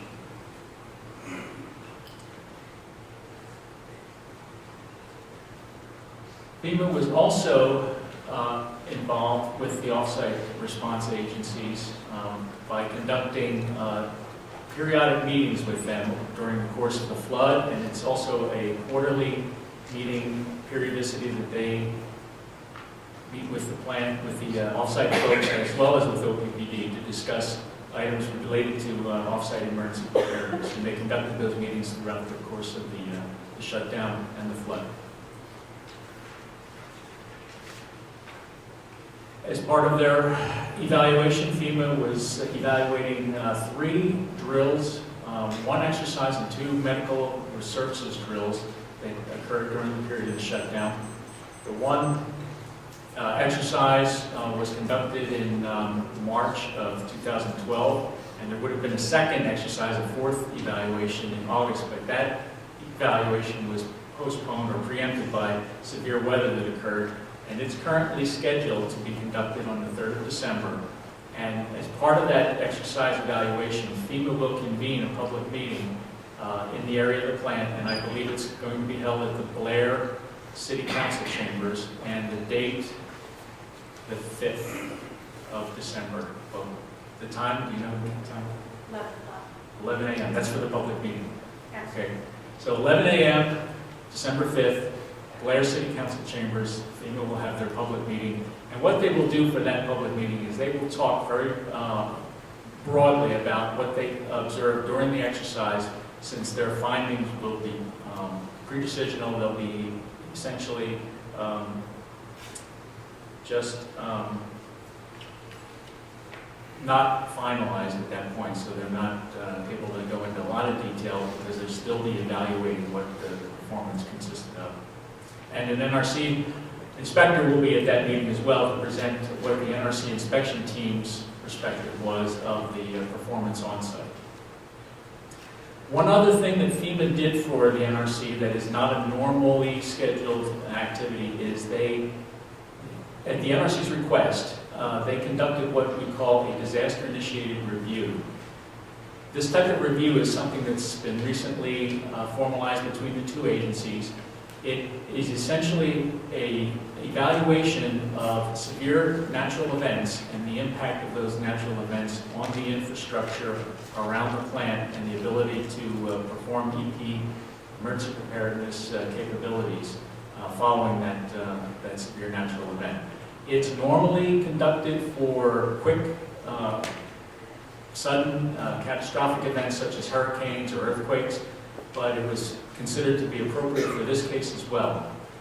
Because the flood was a slowly progressing event, FEMA was able to maintain consistent and constant communications with both states as well as the 4 counties that are in the risk, the 10-mile emergency planning zone risk counties. And they were able to keep a running status of what the effects were on the off-site infrastructure around the plant during the flood, and what measures have been taken by the counties to respond to those challenges. The NRC asked for a formal statement from FEMA that said that the plant was still capable of providing reasonable assurance that the public could be protected in the event of an accident, and FEMA provided that certification to us in November of 2011. Also, as a part of the Inspection Manual Chapter 0350 process, the NRC is called upon to ask FEMA, as restart becomes closer and closer to being a possibility, NRC is charged with asking FEMA for a reaffirmation of their certification that the off-site infrastructure can support the restart of the plant. And FEMA gave us that certification just this month. And that's all. That completes my presentation. The next person to present will be Mr. Jeff Josie, and Jeff will talk about inspection of engineering activities on site. Before we move on, are there any questions for emergency preparedness?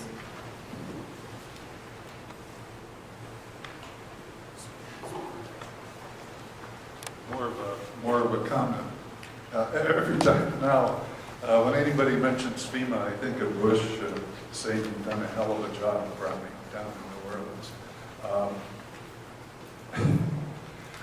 I remember back again to Fukushima, and the U.S. government was coming out shortly after the disaster over there, telling citizens of the United States at least that they ought to consider the evacuation zone to be 50 miles, 50.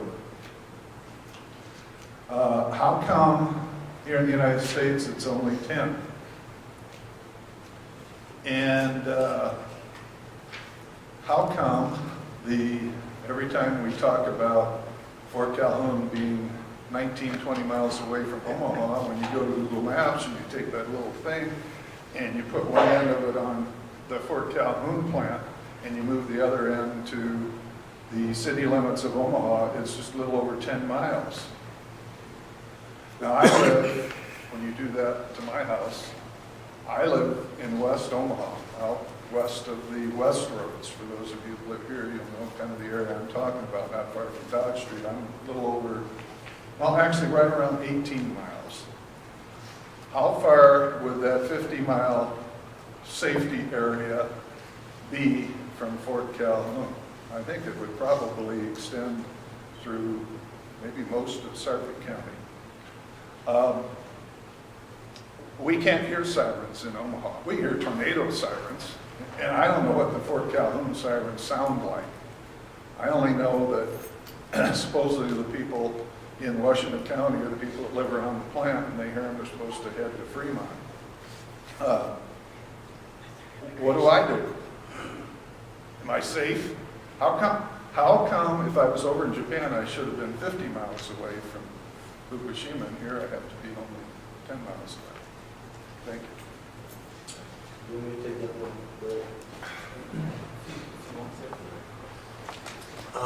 The main reason over in Japan the zone was expanded to 50 miles was because we had, at that situation, 3 reactors that we knew were melting. And we also knew that there was a spent fuel pool for one of the units that had a full core offload in that pool. And we believed that there could be problems with the integrity of that spent fuel pool, meaning water could be leaking out of it. And so we did the analysis assuming you had 3 melted cores along with 1 spent fuel pool that had a core. And so that's, that's why we, in that situation, went out to 50 miles. And so the difference between that event and a postulated Fort Calhoun event would be significantly different, which is what the 10 miles would be based on. Yeah, but the radioactivity from one reactor and spent fuel pool, it's not going to stop at 10 miles. If Fukushima can go 5 miles or 50 miles, Fort Calhoun can go 50 miles. There may quantity-wise possibly be more of it at Fukushima, or maybe not. The spent fuel pool at Fort Calhoun could lose coolant and blow up. And, there's tons of spent fuel there. It ain't going to stop at 10 miles. You want me to take this one, Mike? 10 miles. 10 miles was arrived at from a discussion, a study that the EPA and NRC jointly conducted back in the 70s. you are correct that radiation does not go out 10 miles, drop to the ground, and then stop right there. Radiation from Fukushima made its way all the way around the Earth. The key to it is what the risk is. There is a risk associated with a certain amount of dose, and then there's also a risk associated with an evacuation. There were 84, I think, people who died as a result of being evacuated from Fukushima. That's not from the radiation, that's from just the shock and the stress and everything of the evacuation killed 84 people. They were mostly old people, but it killed people. So there's a trade-off on risk between what evacuation poses to a person and what the radiation poses to a person. They've quantified the risk that is a trade-off to be a certain dose, and they determined that for most of the credible accident scenarios, that dose pretty much dies off, and it's not magically at 10 miles, but 10 miles is a good number that they came up with to establish pre-planning for radiation emergencies at a nuclear power plant. When I say pre-planning, I don't mean that only folks that live within 10 miles are going to be protected and other folks are not going to be protected. The primary risk to folks living within the 10 miles is the actual exposure to the plume. So there is a need to take actions like sheltering in place and evacuation of those folks for those distances. There is a risk to folks living outside 10 miles. That risk is primarily due to the ingestion of foodstuffs and water supplies and things that might have been contaminated. For that reason, the states are required to conduct periodic exercises that test protective actions to be taken beyond those 10 miles. And that includes interdiction of foodstuffs, embargoing of crops, warning to the public about what they should and should not eat. We still have a food advisory from the FDA, I believe it is, on seafood coming from Japan for people to avoid, if they can, ingesting any type of seafood that has been processed and shipped from Japan. So there may still be a need to take some actions beyond just ingestion interdiction beyond the 10 miles. But the 10 miles is the distance that was set for the pre-planning to be put in place to establish things such as evacuation routes for the public that can potentially be exposed to that higher dose level that warrants taking the risk of evacuating them or sheltering them in place for long periods of time. There is a possibility that things like evacuation or things like sheltering will have to be taken beyond 10 miles, but that could be done on an ad hoc basis. The expectation from the NRC is that OPPD should be able to make protective action recommendations to off-site response organizations beyond 10 miles if the particular scenario, if the particular meteorology, and if the particular situation that is being caused by the actual event warrants it. And there is an expectation from the Federal Emergency Management Agency that off-site response agencies on an ad hoc basis should be able to take some actions beyond that 10 miles to be able to protect the public. You've got the same jurisdictions involved in those beyond those 10 miles. So if there is a requirement to do that, those jurisdictions are already familiar with what the procedures are, what the protocols are, and what they should be thinking about to be able to protect the public.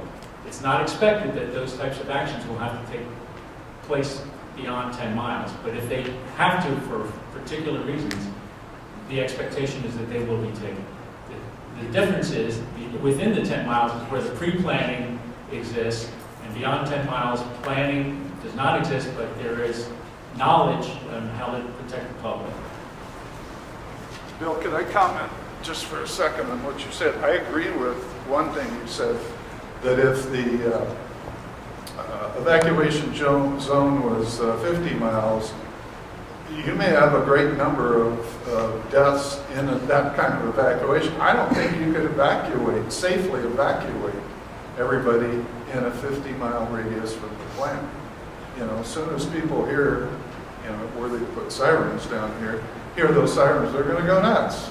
You know, they're going to head for the first road to get out of there, and everybody's going to head there at the same time, and traffic's going to tie up, and it's going to stop, and people are going to be going nuts. Secondly, these standards were set back in the 70s with EPA's advice. We don't know what the safe amount of radiation is. I read that time and time again from experts. Experts all over the world that I have access to on this nuclear listserv. And, just CAT scans, for example. 15 years ago, they did a CAT scan on you in the blink of an eye. You know, CAT scan after CAT scan for some people. Now they realize that they probably shouldn't have been doing that. And that's within the last few years. So I don't think we really know what a safe level is. We get exposed to radiation from all different sources. Our drinking water. You know, back in 1992, Fort Calhoun leaked 25,000 gallons worth of reactor coolant water in the containment building, and they dumped it in the Missouri River, trickled it in the Missouri River, above our drinking water source. Much of that did I drink. Anyway, I don't think it's all that cut and dry. I think there's a danger there. I think that's one of the inherent dangers within a nuclear plant if a Fukushima type accident happens. Thank you. Thank you. We're now going to take a 10-minute break.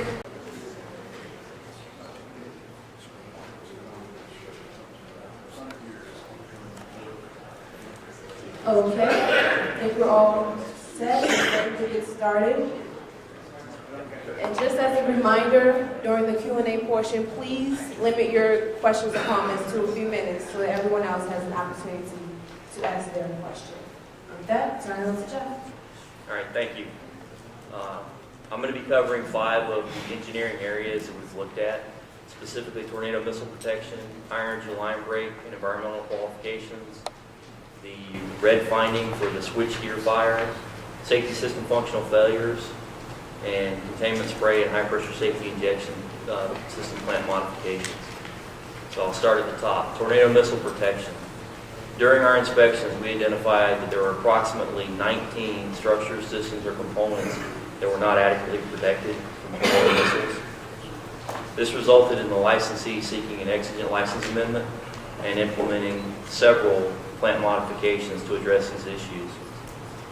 The NRC has independently inspected what the licensee has done, both the exigent license amendment and all of the plant modifications that have been done. And we've determined that through this process, the licensee has established adequate protection for tornado-generated missiles associated with the identified structure, systems, and components. The next area is higher energy line break. And so that everyone understands what the NRC means when we talk about higher energy line break. A higher energy line break is a program where we require nuclear facilities to evaluate piping systems that carry high temperature and high pressure fluids that in the event of their failure could affect the ability of other components to perform their specified functions. So during reviews that were being conducted, it was identified that the licensee needed to completely reconstitute the higher energy line break program and the electrical equipment qualification program for the Fort Calhoun station due to significant programmatic deficiencies that were identified. In that, the licensee has been generating several analyses and performing several plant modifications to address the identified deficiencies. They're currently in the process of completing the final analysis and plant modifications. These have to be done prior to startup. And the NRC continues to evaluate the analysis and the modifications that are being implemented. We're doing this on an independent basis with an inspection team that I am leading for this area. Switchgear fire. This was an issue that was a result of a breaker modification that the facility implemented that introduced an unrecognized adverse condition that resulted in a catastrophic failure and fire in a load center in 2011. Since this event occurred, the NRC has brought to bear a significant amount of manpower to look at what happened and review all of the analysis and evaluations that the licensee has performed. To that vein, the licensee did causal evaluation and determined the most likely causes for the fault and the failure of the breaker to trip. They've implemented corrective actions to address the identified deficiencies and restore the electrical system and the breakers to design compliance. And as I said, we have independently reviewed and we continue to evaluate what's being done in this area. And as it stands right now, we are reviewing the final item in this area for closure. Safety system functional failures.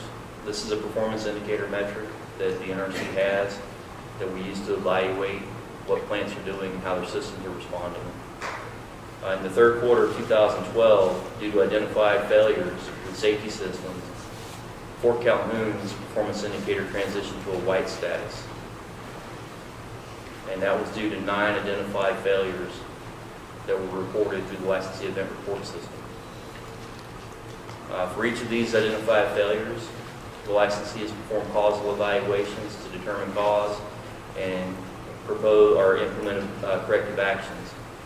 The licensee has also, from a programmatic standpoint, performed an evaluation of their process to look at engineering and management aspects from a programmatic standpoint that could have affected or can in the future affect issues and the way that these issues are evaluated. We're in the process of independently reviewing each one of these evaluations and the proposed corrective actions to determine adequacy and appropriateness. And the last item that I have to discuss is an example of a safety system functional failure, which we're doing a little bit more in-depth evaluation on. This deals with containment spray and high-pressure safety injection pumps. During reviews, it was determined that these safety pumps would not be able to perform their required function under all design conditions. So to address this, the licensee is in the process of modifying the plan so that these systems will be able to perform under all design conditions. And we are independently evaluating their proposed modifications and analysis to support those modifications. So in summary, the NRC has determined that with all the analysis and modifications that have been done to date, the licensee, with all the modifications and analysis that the licensee has done to date, that the plant is in a safer condition than it was. Now, are there any questions associated with my areas?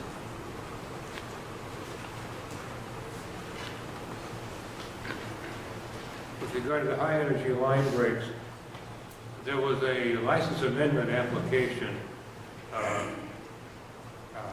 recently regarding, as I understood it, the documentation regarding that, but not the modifications themselves that were done with regard to the high energy line breaks.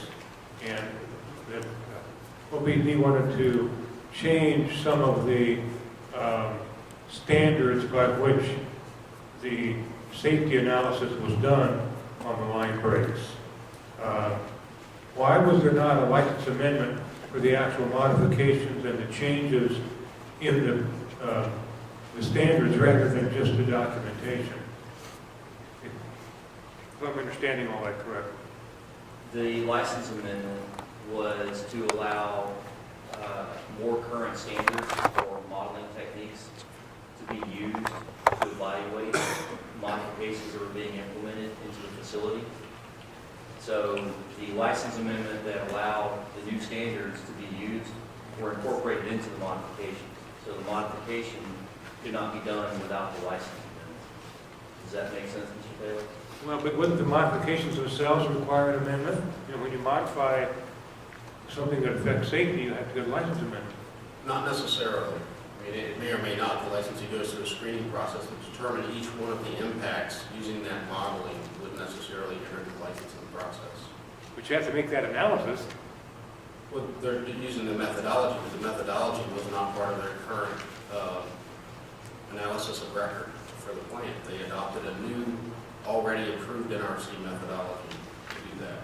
Well, a couple things. First of all, the NRC had MEB 1 or 3 or something like that, I forget what the number was, that was the standard, and that's the standard that is in existence as I understood it, but OPPD wanted to use something else, and even when the NRC staff said, no, you can't do that, OPPD said, well, we're going to do it anyway, and that was approved on an exigent circumstances basis when there was no licensing amendment proceeding that was conducted like it should have been, and you're changing the standards without a license amendment, it seems to me.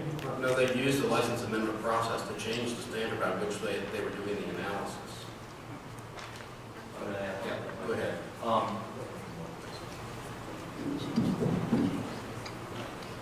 What you referred to as the standard is MEB 3.1. Fort Calhoun actually predates that standard.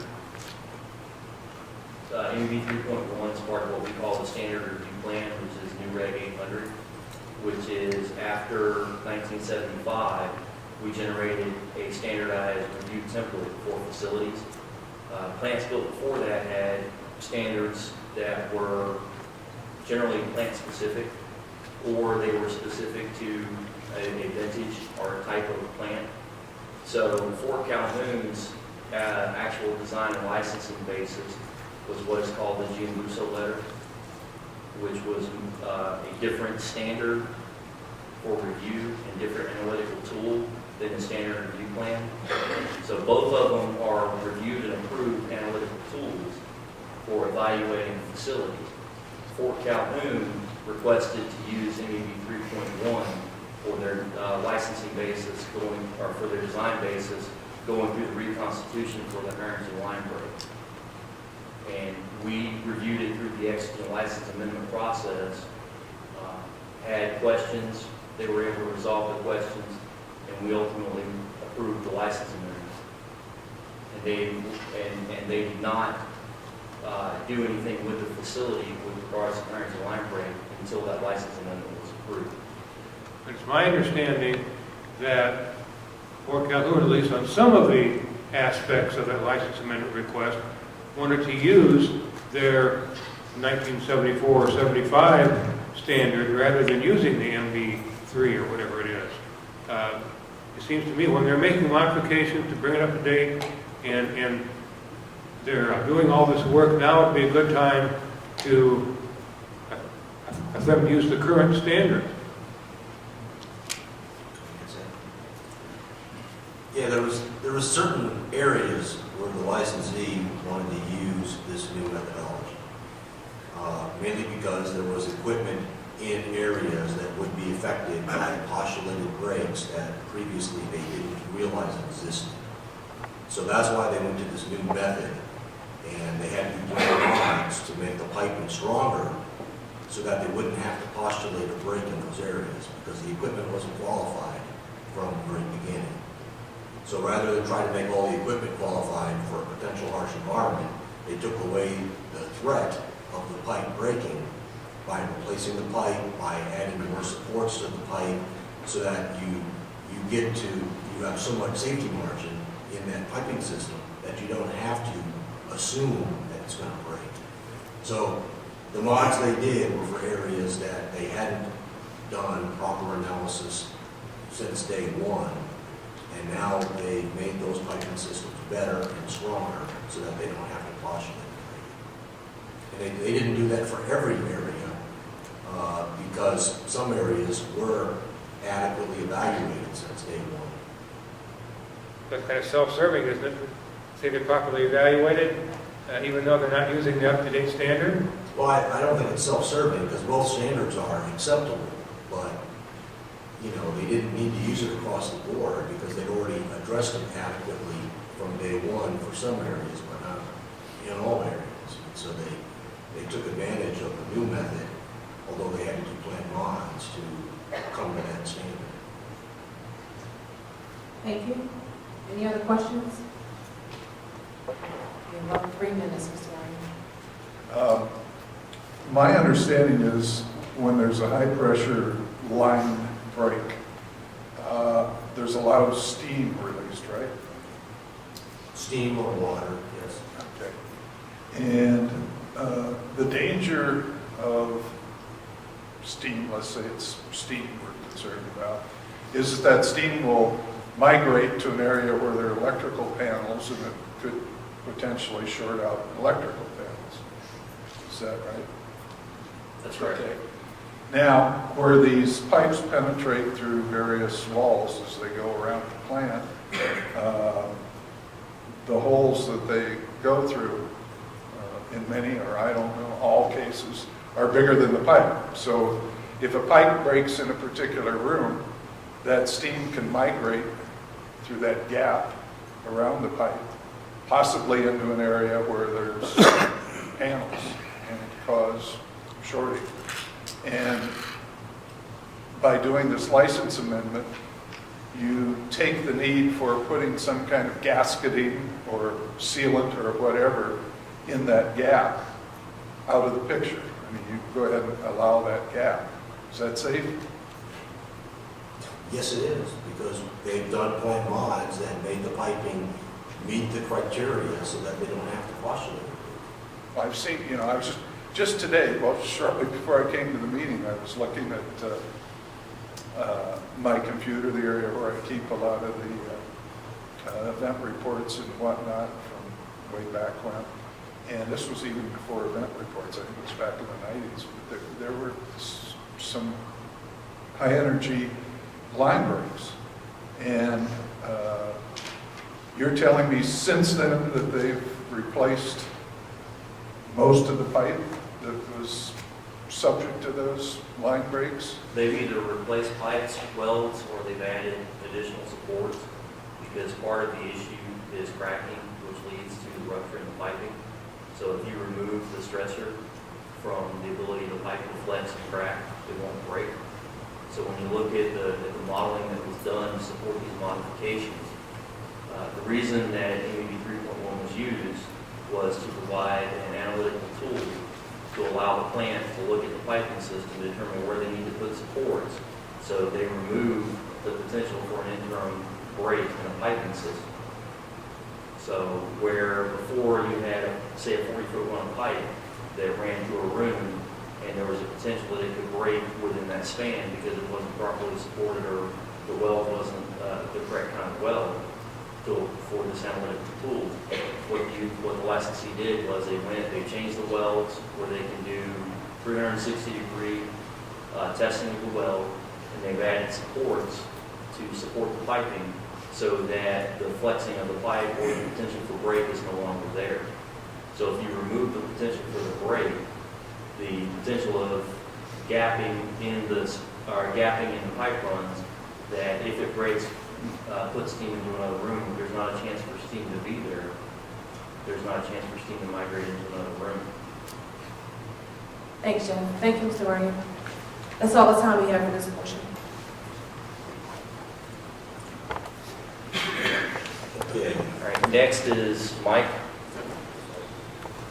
Well, actually, I'm going to talk a little bit about the inspection activities, and I'll be brief and then let Mike Martin talk about some headquarters activities. But, we've had these meetings now practically every month or two, and obviously you all have a great appreciation for the amount of inspection effort that the NRC has implemented. There's been just, 8 or 9 teams that have been developed. We had 2 huge teams of 15 to 20 people that were on site for multiple weeks.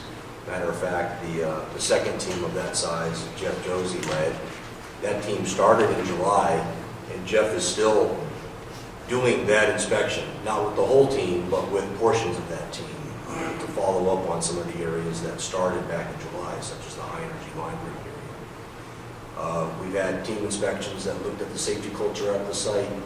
We've had multiple team inspections looking at security. Matter of fact, just a month or so ago, there was a force-on-force exercise at the site where the security strategy at the site is challenged by an independent group of people that simulate being terrorists, and the site demonstrated that they can adequately protect the facility.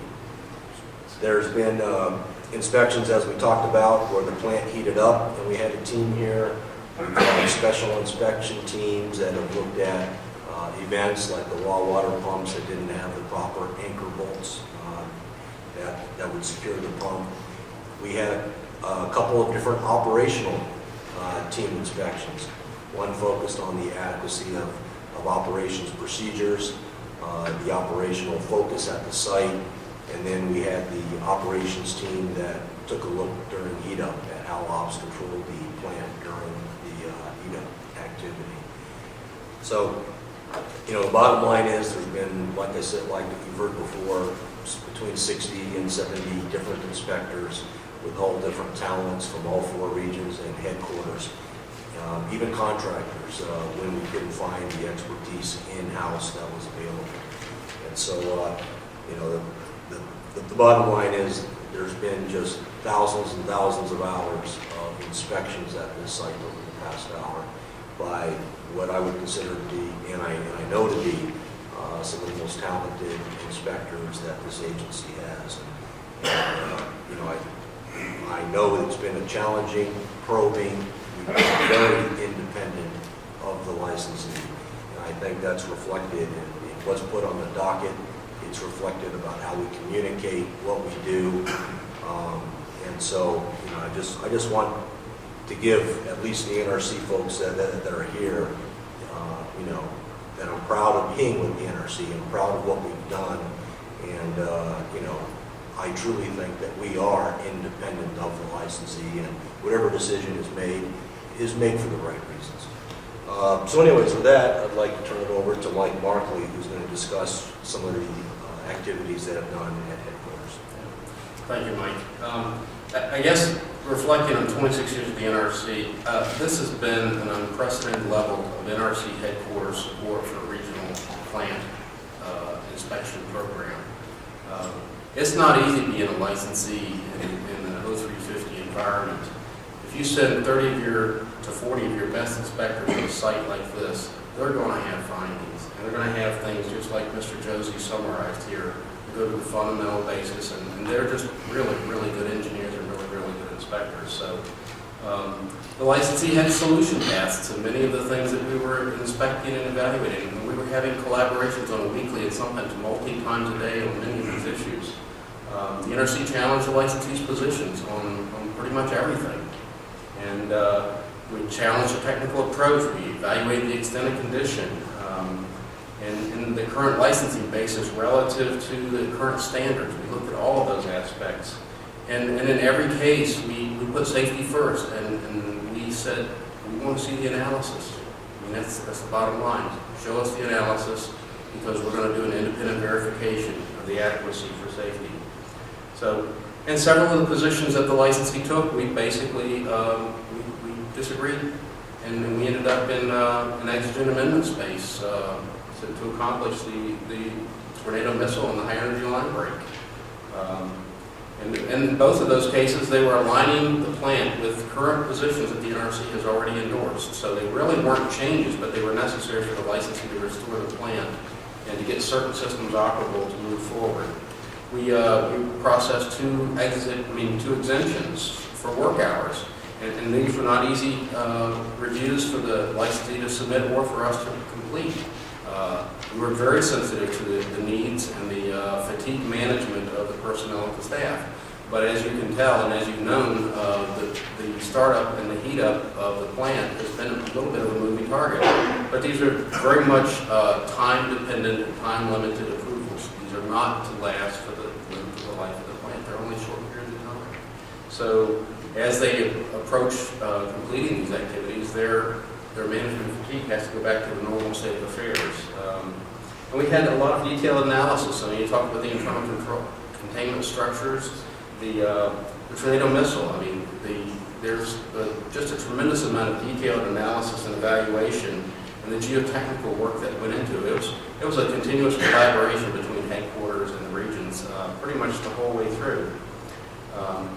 And some of those were quick turnarounds, like I said, the exemptions and the exigent amendments, and some of them are long-term. Some of them, like containment structures, we will be following for probably years to see how the implementation of some of the things albeit not startup related, there'll be things that we'll be wanting to see go to completion. And it's very possible that the follow-up actions and even continuing inspections will lead to more license amendments before we're done with this process. I would say this, that we don't currently at this time have any LARs or license amendments that are restart limiting.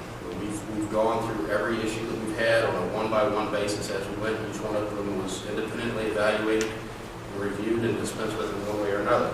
One of the things I would say is that the licensee has made a tremendous number of plant fixes.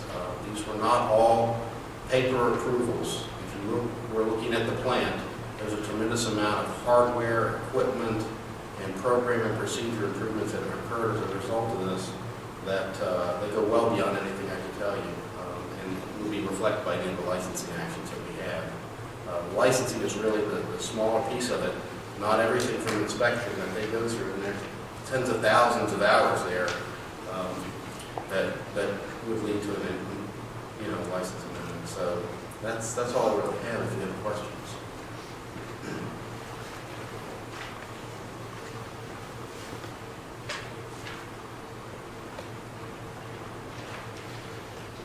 Periodically, as OPPD has moved toward restart, they have issued potential dates for restarting, most being the end of this month.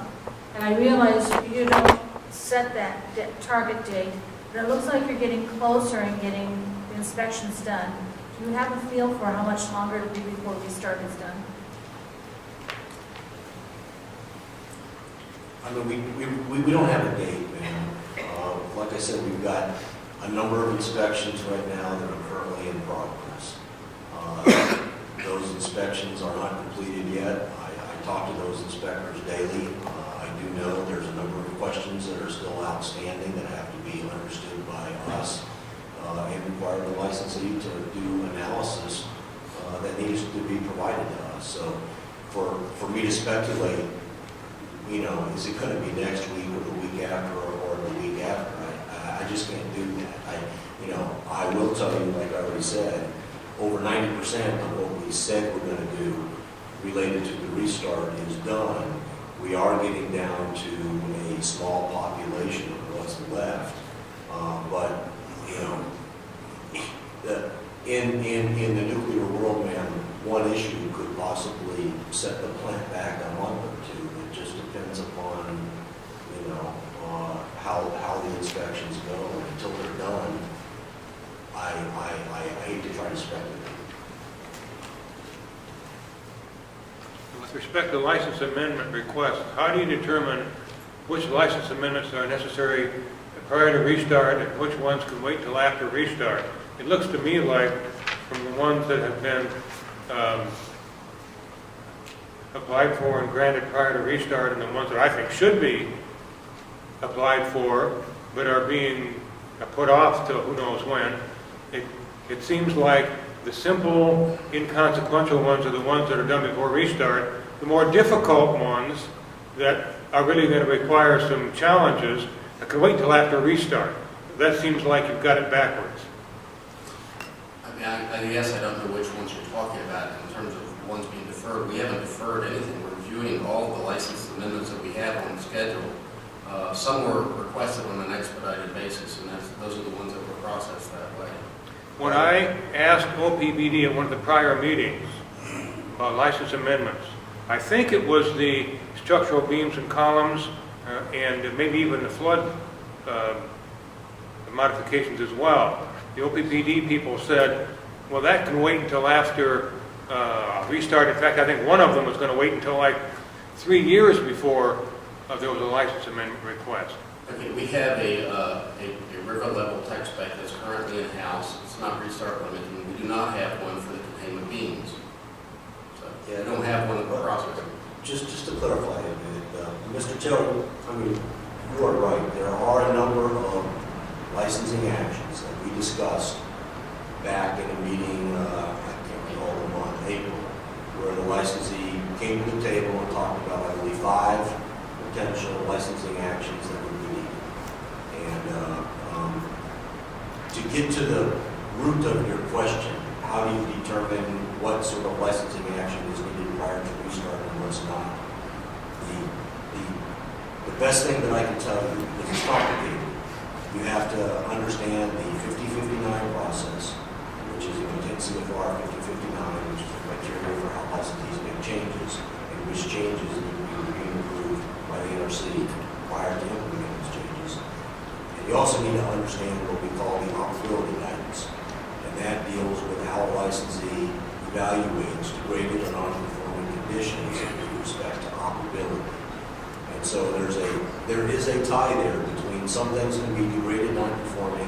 In order to fix it, might need a licensing action, but under the operability process, it's still operable, meaning it doesn't affect plant operations.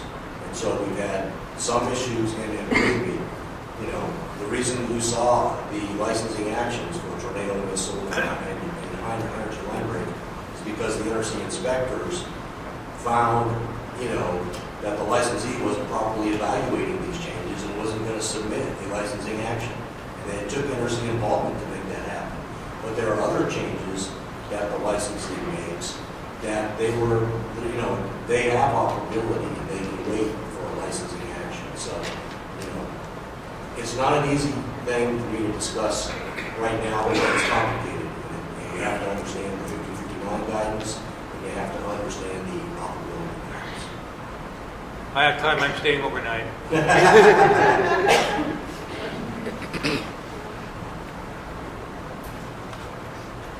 You mentioned that it might take years after restart to be out of the 0350 committee. Is that accurate? No, I did not say that. So what did I you was say? saying that we would expect to still be receiving potential licensing actions from this process, possibly years down the road. I mean, So some- is that outside the 350 committee? Is that inside the 0350 committee? The reason I'm very curious about that is because OPPD has projected a new budget with you out of their lives by the year 2014. So as I understand, these committees last at least a year to 2 years after they restart to demonstrate that they can do it on a long-term basis. And the two pieces of your question. One is how long does 0350 last? And that's kind of an open-ended question. It's when do they have enough inspection information and operating experience to re-enter the reactor oversight process. The actions that can come out of the 0350 or any inspection process is an ongoing entity. So we may have things that come out of the 0350 oversight inspections. We will still have licensing actions coming out of inspection even after 0350 is over and then the reactor oversight process. So, but I certainly can't speak to anything with regard to OPPD's budget. Okay, so can you speak to how long the 0350 committee will oversight after they restart to demonstrate that they can consistently do it and it's safe and they can fill out all their forms and they can do all this shit for a long time? I'm sorry. Yeah, that's a good question. The 0350 process will continue even after a restart decision is made. And really the essence of what the panel is going to do, there's still going to be increased inspections and we're going to be monitoring a lot of the performance improvement items that the licensee is implementing. So by our process, there's no specific defined guidance that says the 0350 process will continue for X number of days or months after they, restart. What the process does allow, typically at least a 6-month period or could be longer. It just depends upon the progress the licensee is making, the inspection results that we get. It's not set in stone.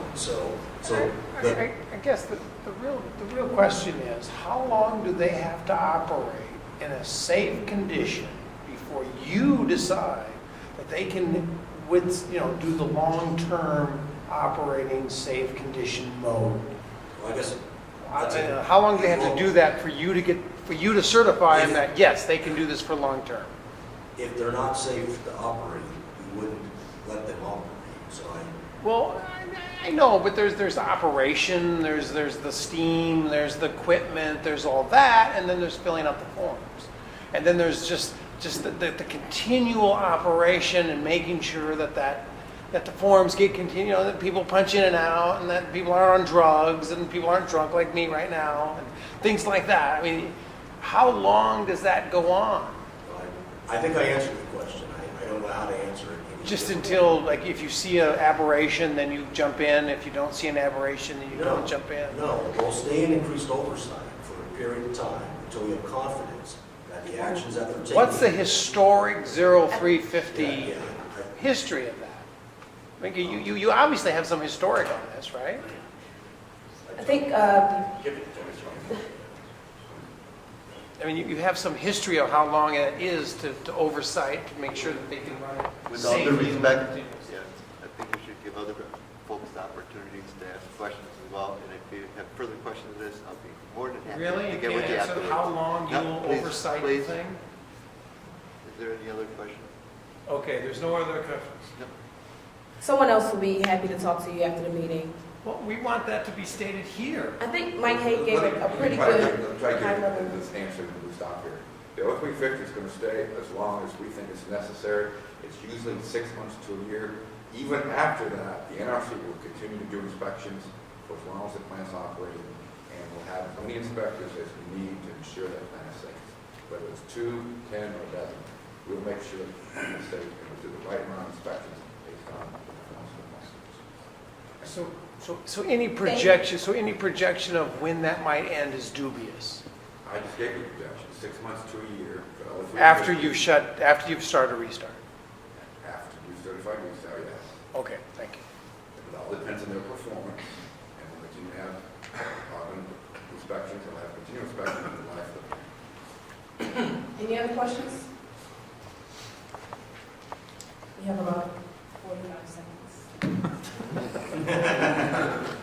It's about 10 minutes to 9. Yep. What are you going to do in the last 10 minutes? Yeah, what are you gonna do in the last 10 minutes? I got questions. Not give it to the citizens because you want to generate nuclear waste? Nuclear waste polluters!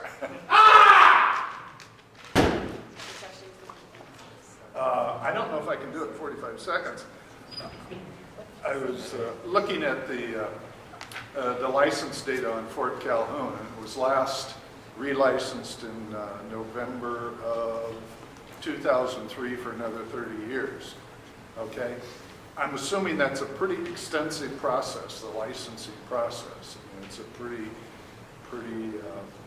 intense, scrutinizing process. Am I wrong, or is it kind of like I could go online and get my driver's license in 10 minutes? You know, obviously it's nothing like that. I'm assuming it's. You're assuming correct. Huh? You're assuming correct. Okay. We didn't hear much about Fort Calhoun from that point in time until after Fukushima. Of course, the whole world focused on nuclear power after Fukushima. And then things died down a little bit, and all of a sudden, the dang newspapers and the TV started showing pictures of this Fort Calhoun nuclear plant sitting in the middle of a lake. And all of a sudden, the whole world was focused on the NRC. They're the regulators. You know, why is this happening out there? This is something we've never seen before. I got to believe that the NRC felt they had to get control of this situation. They felt that they could be very embarrassed. They didn't want to look like a FEMA agency. They wanted to look like a real regulator. So you came in eventually and you started the 0350 process. And no matter what, it's not, you know, no matter what you find, it's not within your DNA to shut down a nuclear plant. I know that, no matter how bad it is. The only way Fort Calhoun is going to shut is if the OPPD board shuts it. And I don't know why they haven't done it. But you can't tell me that the problems that exist now, going from lack of documentation, lack of surety with internal structures, the whole gamut of problems didn't also exist in 2003. They didn't all pop up between 2003 and 2011.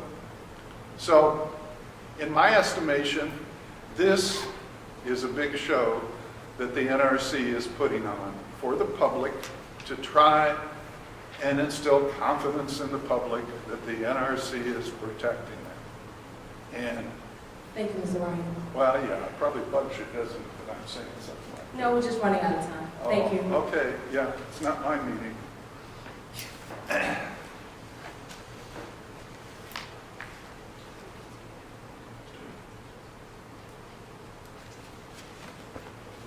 We have about 7 minutes before 9. I know we have 2 or 3 more slides to get through. Let's answer just like 2 more minutes of questions.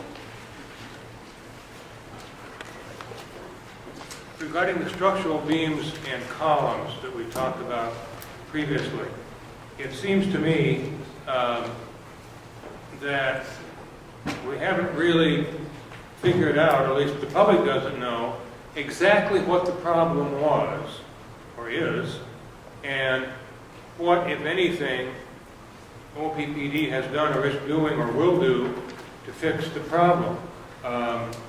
And we heard this term operability. Well, it's operable, so therefore it's okay. But according to the PowerPoint that was presented at the technical meeting, I think it was last December maybe, we couldn't hear it on the phone because the phone connection was bad, but according to the PowerPoint, the structures are non-conforming but operable for outage conditions. But for normal operating conditions, only 3 of the beams out of 47 comply with operability. So what has been done or will be done to address that problem, and why would that not require a license amendment? Yeah, I don't have that document in front of me, but I do know when the licensee came and talked to us during the public meeting. You want it? Sure. They did not present to us that they had beams that did not satisfy operability requirements. I know that. And subsequently, the licensees performed a lot of analysis that we reviewed that demonstrated that the containment structure is operable. And like I previously said, the one area that the licensee concluded was operable, but yet we still have questions, and that deals with the reactor vessel headstand. And that's an area that we would like to ensure the licensee addresses before they put the head on this thing. But, right now the licensee is at least telling us they plan to restore the plant to its design basis. They haven't indicated that they plan to change their design basis. I'm not saying that can't happen, but that's where things are at right now. It's non-conforming but operable, and obviously they have to implement corrective actions to restore compliance to their design basis. Why, if they're not in compliance, can they be allowed to restart until they fix that?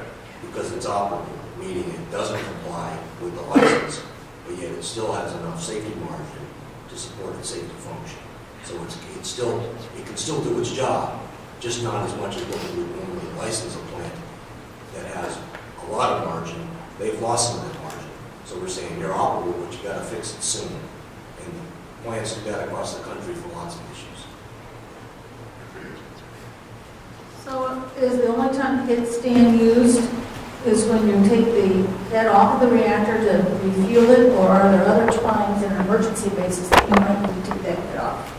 No, there's no emergency that I know of where a plant's going to want to take the head off and put it on the vessel headstand. There's more safety systems available with the reactor vessel intact to combat any sort of accident. So there is no accident where you shut down and take the vessel head off immediately. So to follow up then, I'm assuming since they refueled, loaded new fuel in April 2011, and they do that every couple of years, then the soonest they would need to have that headstand repaired would be April, or somewhere around 2015. It would be their next outage.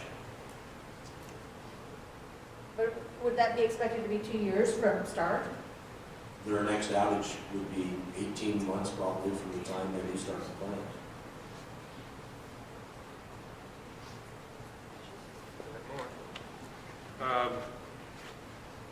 In a March 11, 2013 inspection report, OPTV was cited for changing or modifying the sluice gates without a license amendment. And the inspection report was pretty clear they should have gotten a license amendment. Did they ever get the license amendment? I never got a notice that they had made an application. Go ahead, John. One of the things I alluded to earlier, Wally, the licensee, as part of combating floods in the future and part of their strategy for floods, changed the way that they were going to protect the intake structure, and they did that by changes in the sluice gates, which we told them that they needed a license amendment. They got the violation for the license amendment. Based off that violation, they went in a different direction and put in a strategy that was different than the sluice gates that didn't require a license amendment. So what they got the violation for before, they kind of abandoned that strategy, for lack of a better term. So the short answer is no, they didn't, but they're not relying on that strategy now, so they wouldn't need a license amendment for it.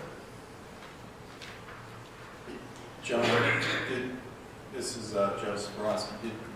Did you want to mention, we do have a license amendment in-house for the raw water, to better control the water to the raw water pumps, which serve a safety-related function that we are reviewing. It's tangentially associated with the issue, but it's not something, it gets back to Mike Hayes' point. If you go back to the April 22nd meeting you alluded to earlier, there were license amendments that the licensee told us are going to be forthcoming. There was a list of them.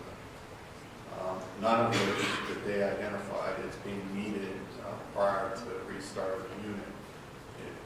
The license amendments that they listed were to clarify the licensing basis in the future. So one of those license amendments that we do have in-house right now is the raw water pump water level control. Did I characterize that correctly? No? Thank you. Charles Ostick, I'm with the National Green Party. So one of the reasons we've been video documenting these events is as a public service for people who are not able to attend these meetings themselves, for persons that have disabilities and are not able to be here.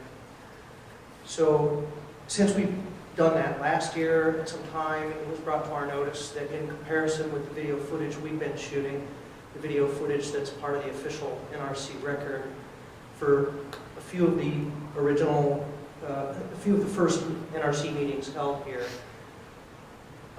During the process of sending it out to be subtitled and then coming back, there was 15 minutes or 9 minutes or some such off two of the different meetings that were dropped off in that process. My question is, has that missing footage been recovered and subtitled and re-added back into the public record accessible through the NRC website? I can't say for sure. I do remember a discussion. Mike Ryan actually called and pointed that out to me. And I did get back together with our audiovisual people back in headquarters. I did check the source disk because when I get all the material from my videographer here, I keep a copy of the source disk, and all of the footage was on the disk that I have. So I do remember that I got that information back, but I'm going to have to touch base with either you or Mike again to get the exact dates of those meetings, although I could probably pull up some correspondence I had with Mike to verify for sure, but give me your contact information. I'll make sure I let you know for sure. Thank you. And we're past 9 o'clock. So, any more questions?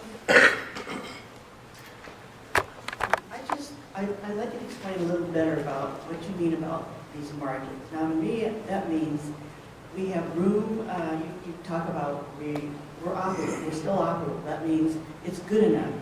That's how it translates to me. But how do we know that your margins are, you have enough margin allowed there? How do you know you haven't reached the limit? You haven't used up a lot of your leeway. For example, Megan, you talked about your geotechnical review, and one of the things you said about the karst, or one of you said, that it takes tens of thousands of years for this to erode. How do you know we aren't at the end of the tens of thousands of years where those karsts and everything are, and they're ready to give away? Can you guarantee me that they aren't? How do we know that? How do we know that? You mentioned something about the way you test the subsoil, and I'm trying to picture like the piping and everything that's underneath. And so you use, I don't know, laser beams or something that you mentioned. How sensitive are they? Can they pick up a gap that's an inch, but can they pick up a hairline? You're not down there inspecting inch by inch all these pipes.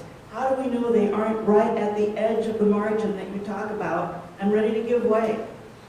So how good are your margins? Specifically for the geotechnical testing? Anything. You're all talking about the margins. It all falls within the operable. It's good enough. It's like, oops, we probably shouldn't have built it here, but let's make the best of it. Well, in the case of the karst, so you have this profile that was done 40, 50 years ago. And so what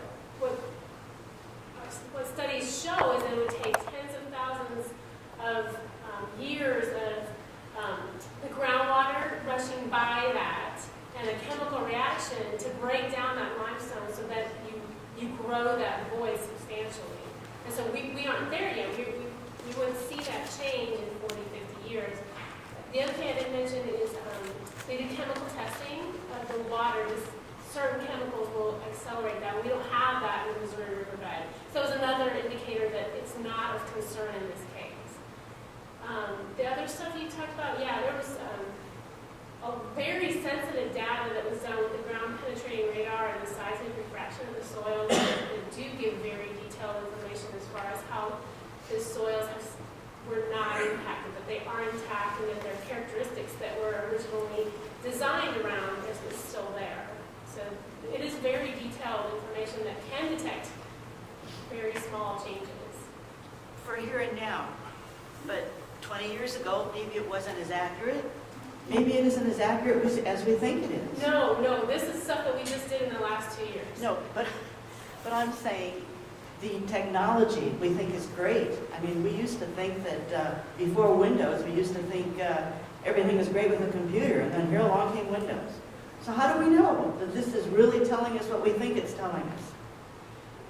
Well, the original design does build into a great amount of margin for the containment and structural beams and columns for the hundreds of piles that go down and are embedded in bedrock. There's a great amount of margin that's built into the original design so that it can withstand changes. I guess I'm questioning the margins.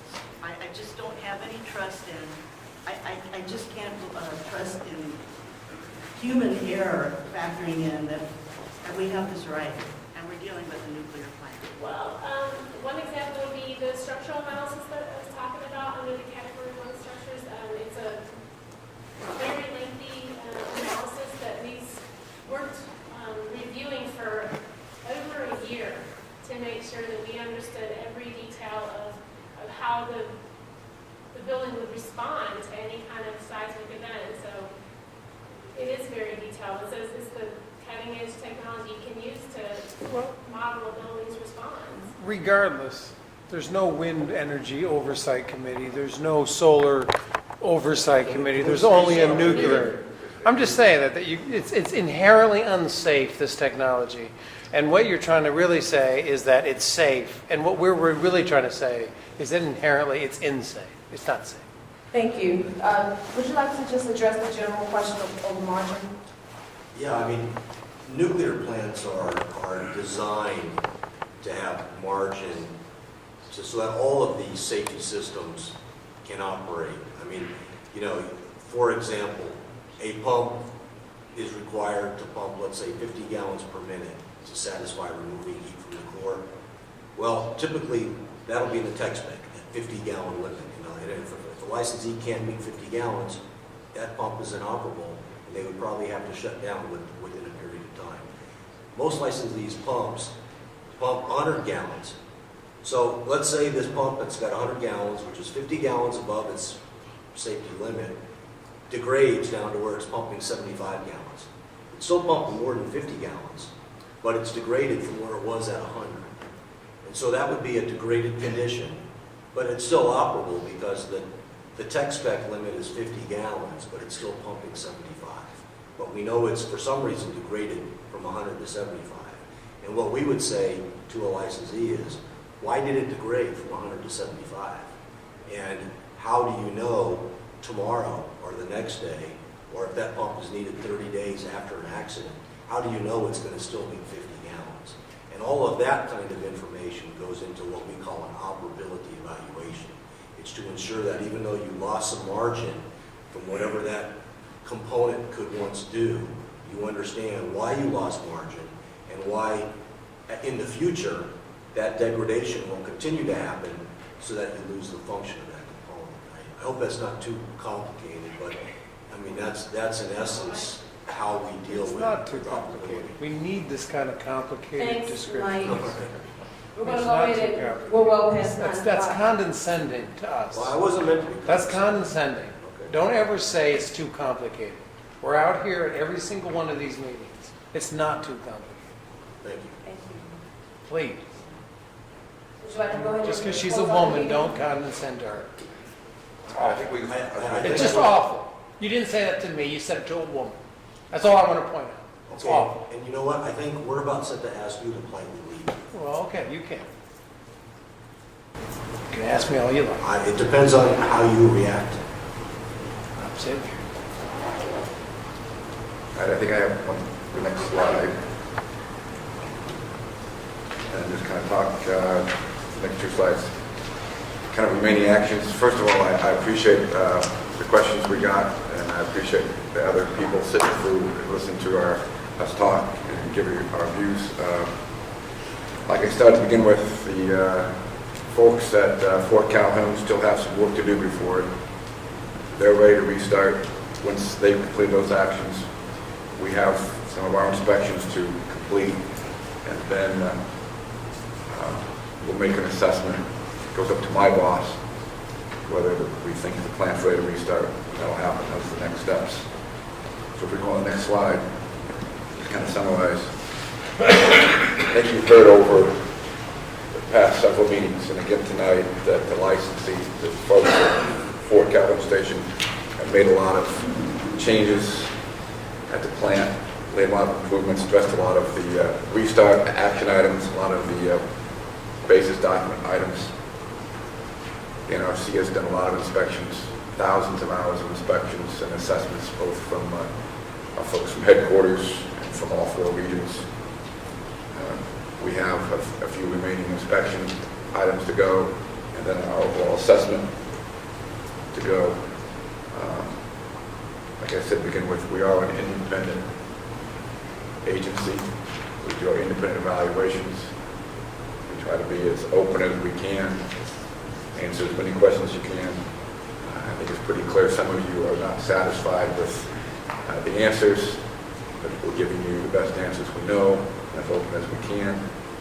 You know, the NRC has a set of core values that we live to, and people at this table here and sitting over here live by those values. And a couple of those key values are openness, that's why we're here, respect, service, and integrity and excellence.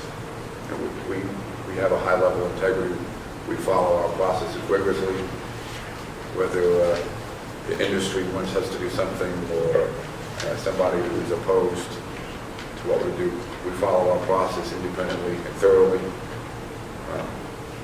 I'm very confident that the NRC actions that we do at this nuclear power plant and other nuclear power plants anywhere else in the U.S. that these materials are used.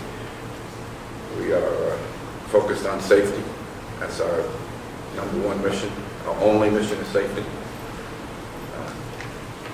Just to give you a little personal take on how I take it, I had a chance, I was asked to go to Japan in 2011 to help the Japanese government with Fukushima Daiichi. I interacted with the victims,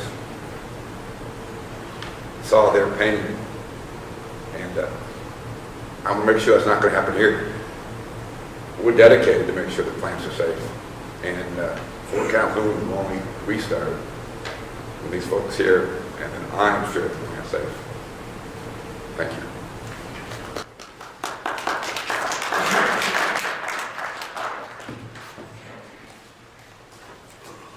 That will conclude tonight's meeting. And thank you all for coming out. Have a great night.